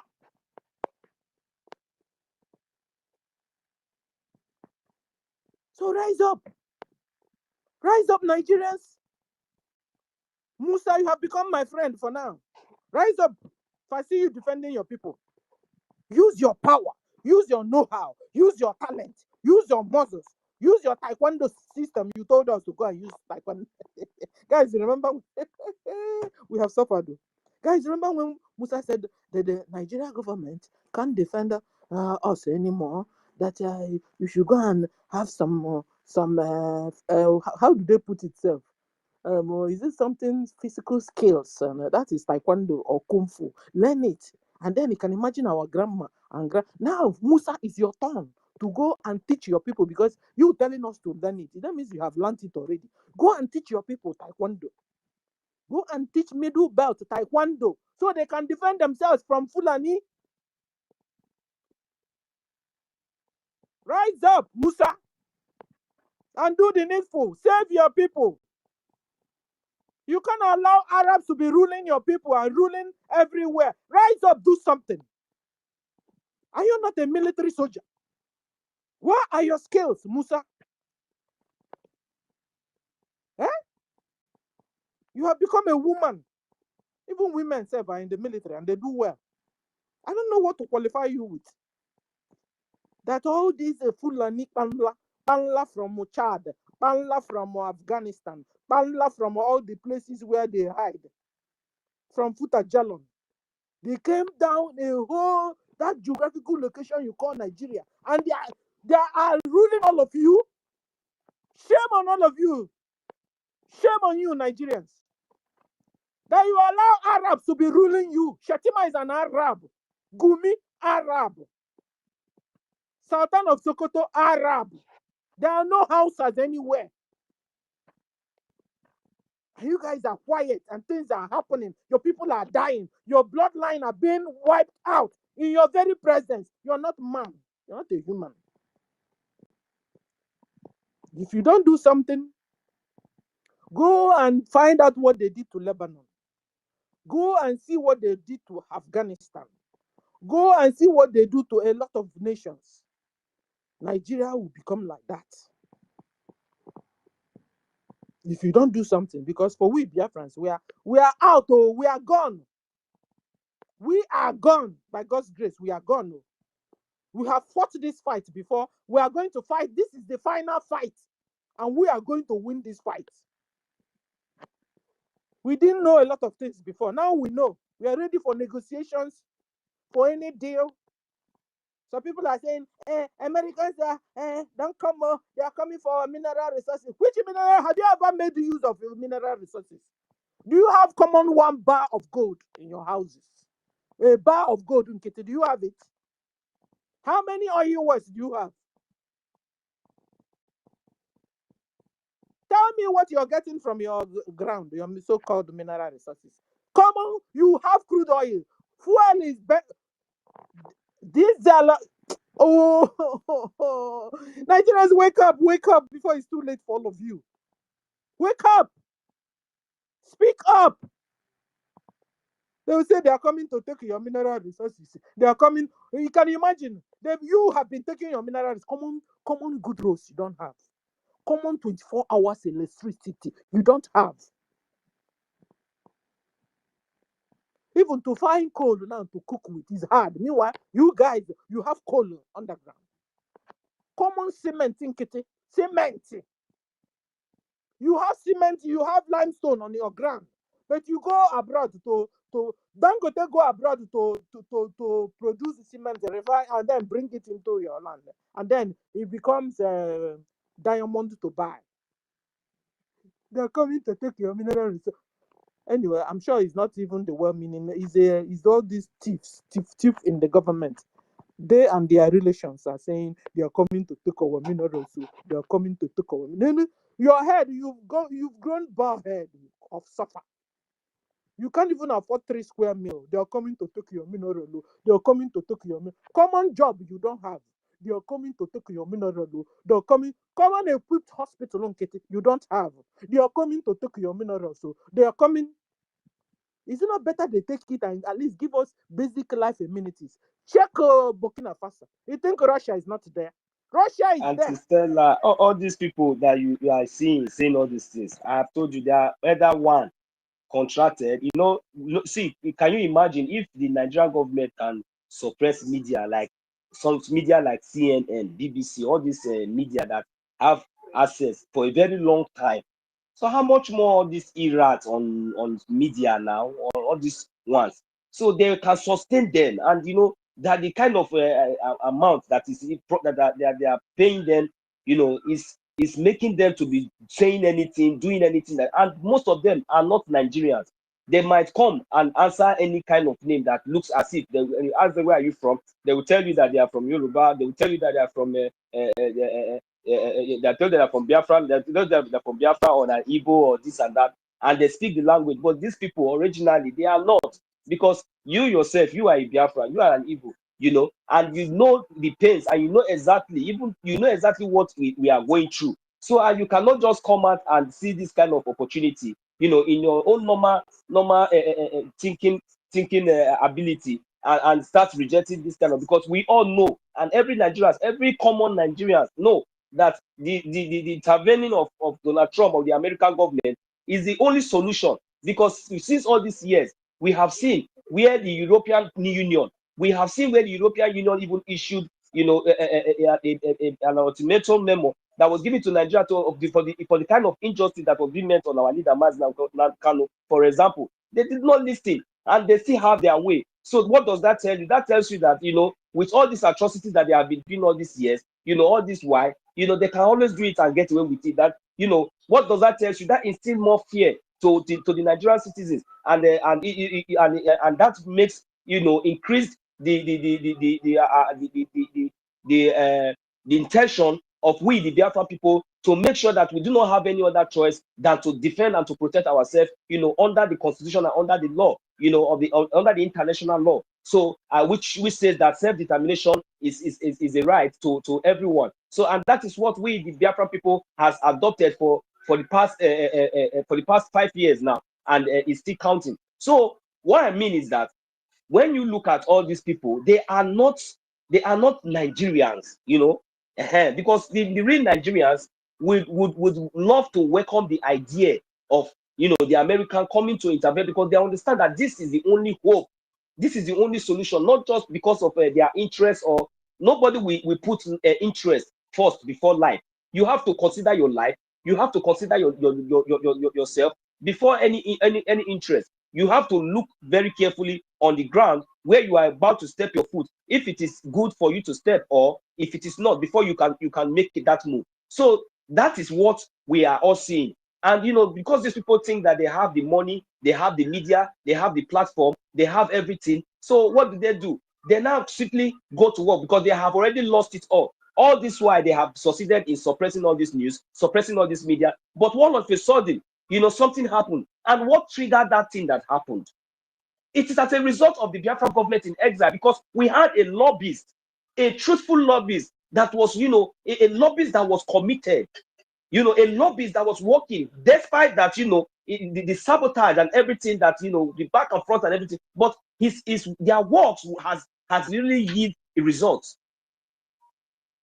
So nobody can deny that fact. If not for the Biafran Republic government in exile and for the Biafran people, if not for the Biafran Defense Force, I don't think that, you know, to be honest, that, like some of them may claim that they say that it is the Biafran people that went. Yes, you can say that again. I thank God that you recognize the fact. And why won't we do that? Why won't we do that? Is it not a fact? All this why that, okay, if you claim that it is not only the Christian, but at least you agree that yes, there is a genocide going on, systematically genocide going on in Nigeria. Fine. Now you claim that it is not only the Christians. Okay, fine. That it is the Igbo people, that the Biafra people that went and report this. Okay, fine. There's no problem. Okay, now all this why. You know, yes. 1 million. Anything they do, they've not put Igbo, the thing will not sell. So we are not exactly. We are not even perturbed anymore. Igbo here, Igbo there, Igbo people did that. Igbo people is on jihad. Please, it's 3 o'clock from me. And so, Tutor, please go and open the space. Guys, we have to go, but in my conclusion, we are already on lockdown. Today is 7th November. You know why you're sitting at home? To tell Nigeria government you're no more loyal to them, Shikna. And they should release our leader, Mazen Nandekano, a Biafran Christian leader. They have locked in their prison for the past 4 years. He's also sick. They should free him so he can go and take a medical checkup. I'm also sitting at home to tell Finland government to release our Prime Minister, Simon Ekpa. They have not done anything. All these people are Christian leaders. They've not done nothing. Just because they told Islamic Caliphate of Fulani Mujahid Arab Nigeria government, stop killing our people. Nigeria government connived with Finland and locked Prime Minister up. We need a help from America. America, please help us. Talk to Finland to release Simon Ekpa, our Prime Minister of Biafra Republic government in exile, and de facto government in homeland. Please, we're also pleading on America to help us release our leader, a Biafran Christian leader, Mazen Nandekano. Nigeria terrorist government locked in their dungeon for the past 4 good years for doing nothing. In fact, they kidnapped him all the way from Kenya back to Nigeria, and a British citizen. Britain have gone deaf, dumb, and blind on top of their citizen that's been held in captivity in Nigeria for the past 4 years for doing nothing. You see this citizenship card something? I don't believe in it anymore. Because if you're a citizen of a particular place and they can't come to your rescue when you're having a problem. Even the citizens themselves, the populace themselves, they can't even speak on your behalf. Then we better hurry up and go home. You know, because there's no way you talk and talk. You tell them, you know, I'm a German. They will tell you, originally. So if they will have time to really cross-question you, originally, why that originally?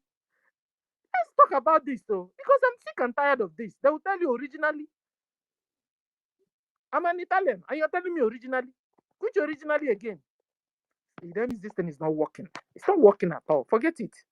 How can Britain kept quiet on hearing that their citizen, Mazen Nandekano, a Biafran Christian leader, is being locked in Nigeria? They kept quiet for the past 4 years. They've not said anything. Even their citizens are all quiet. And then this thing is not normal at all. This thing of citizenship is not normal. Everybody go home. That's what it means. Go home. Take your own originally passport, so that when you're discussing, you're saying you're a Biafran. And when they see you, you look like a Biafran. Because when you can imagine Eunice, you will not tell them that you're an American. And then they will not ask you originally. That thing annoys me. I don't know if it annoys you too. Why do you ask me originally? I mean, American, I told you I am. It's not enough for you. You're still putting originally for me. Then I can as well go back to Biafra land and stay there, carry the passport, ask me, where are you from? From Biafra. You look at me, you look at Biafra. We are one and the same. So we must stop being naive and deceived. You see some Biafrans, they're working the heck out of their life just to get a citizen passport from where they say they reside. Eh? But when you have problem, nobody will come to your rescue. That thing will get as a be as a ghetto. That's what I'm saying. Because I know man one refugee. They question on a boss from Naga Nada na Beva when a boss. Because when you carry their passport and you are having problem, nobody cares about you. Maybe they wanted to say something, and then looking at Eunice, he's originally Biafran. They will just go their way. That's what they're doing to Martin Nandekanu now. Because if not so, they have all the ways. Britain have all the means and ways to just fly Martin Nandekanu away from that prison, away out of that. Is it not terrorist jihadists that ran into, ransacked the prison, brought down the whole walls, collected their leaders, terrorist leaders inside Nigeria prisons, and run away with it? Fulani did it in Nigeria. Then you can imagine Britain coming to Nigeria to rescue Mazen and Kano, their citizen.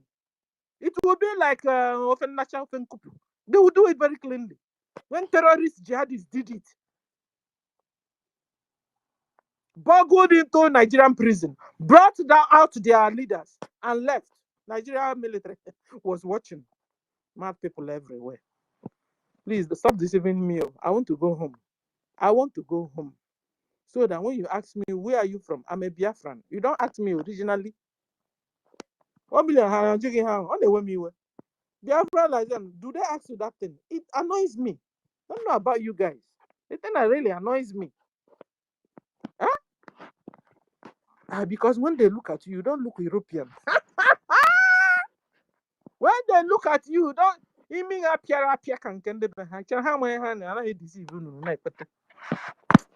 okay, so guys, my sister should be on by now. It's 3 o'clock from here. Am I lying? No. It's 3 now. Tutor, give me a sign. Are you ready now? Guys, another space on. Co-host to space or the on. Nobody is speaking. No other space is on. Tutor, please go and open your space so we can bring this one down.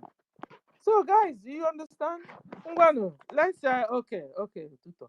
Okay, guys, let's give our conclusions. Me, I've given mine. Co-host Ngwa down to Hardcore. Co-host, conclusions. Just one speaker is coming. Okay, Tutu is coming up. Let me give her the mic.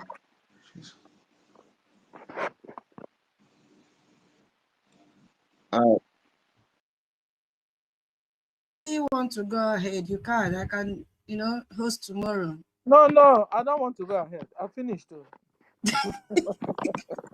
I finished. Okay, then I'll open now. Takes strength out. I was finished. Okay, let me open then. That the mic is busy. There's we've all talked here, so that we can enter into another interesting topic, because I like your topic there. Yeah. Okay. So co-host, your conclusions are 1 minute. Stop bringing people up because I'm bringing down the space.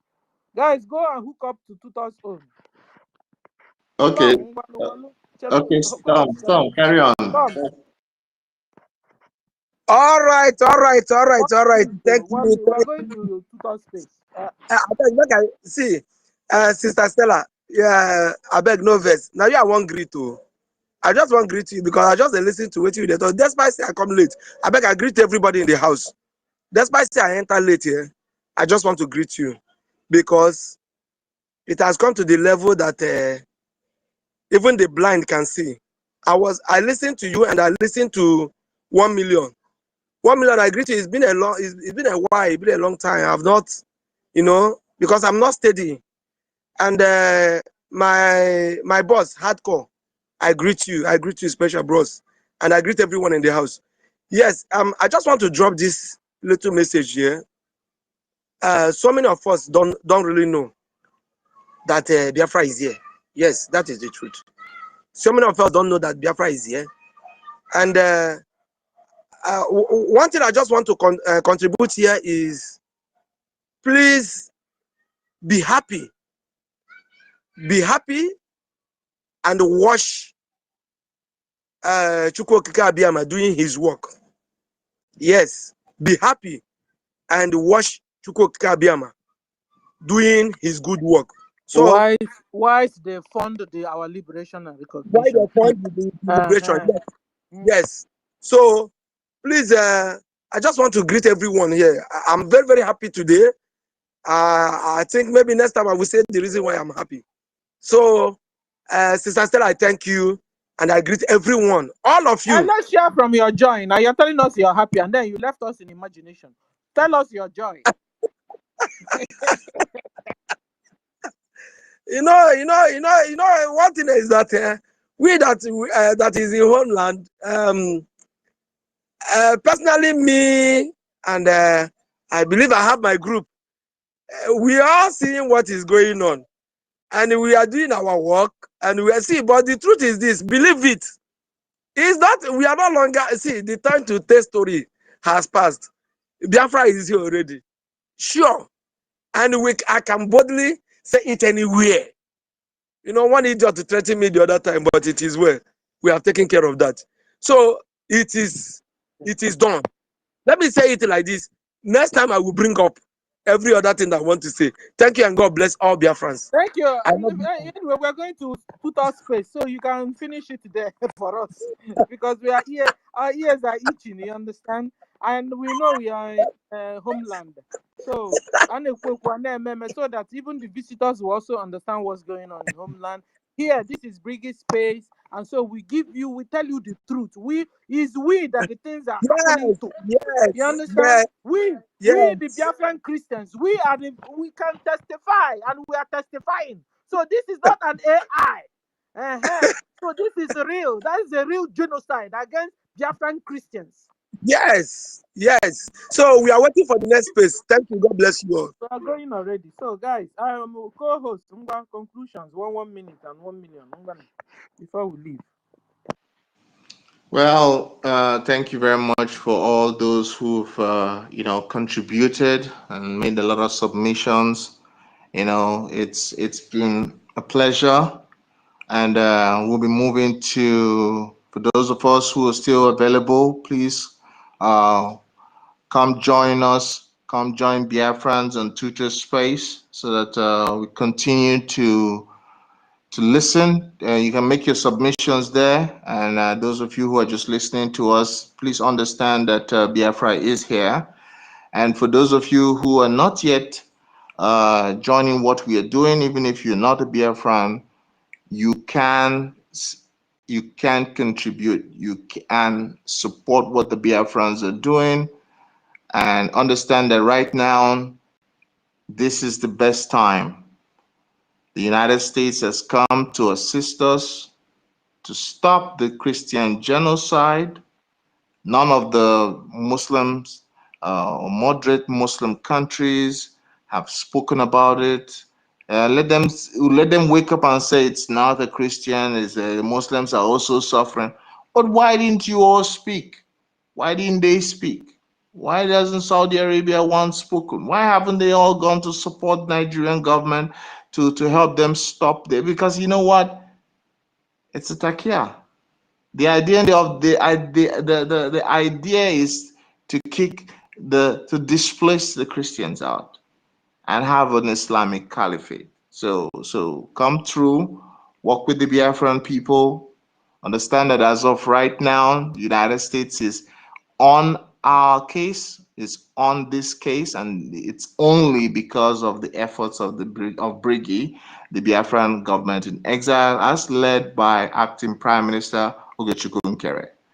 You don't need to like anybody, but you can see his efforts. You don't need to like anybody. You don't need to even like me personally. You can just see his efforts and support, because as the United States destroys that Islamic terrorists, whether it's the uniformed and ununiformed ones, at the end of the day, a boundary commission that ensures that you are able to defend yourself and self-determine your future must come together. So if you are not a Biafran and you are in the Middle East, your Middle Belt, and wherever you are, get up and wake your people up. You need to get together. If you want to sit under the caliphate, good luck to you. I'll pass my mic here, and we are almost done here. Thank you. Thank you. Yes, thank you. Oh, you've been so helpful today. Thank you. Thank you, Biafra lies in Malaysia. Thank you. And Mighty Bella, I can pick you up. Go to tutor space. We're all moving there. Let's move there. And then they will pick you up and then you speak. Oh, we have to go. Bye everyone. Bye. I love you. Thank you, co-host 1 million stamp, hardcore, Mighty Velo, Eunice, Solomon, and Obi Chicago is also here. Ata Ejike, Betty Minister, Senior Citizen Ben Owabo,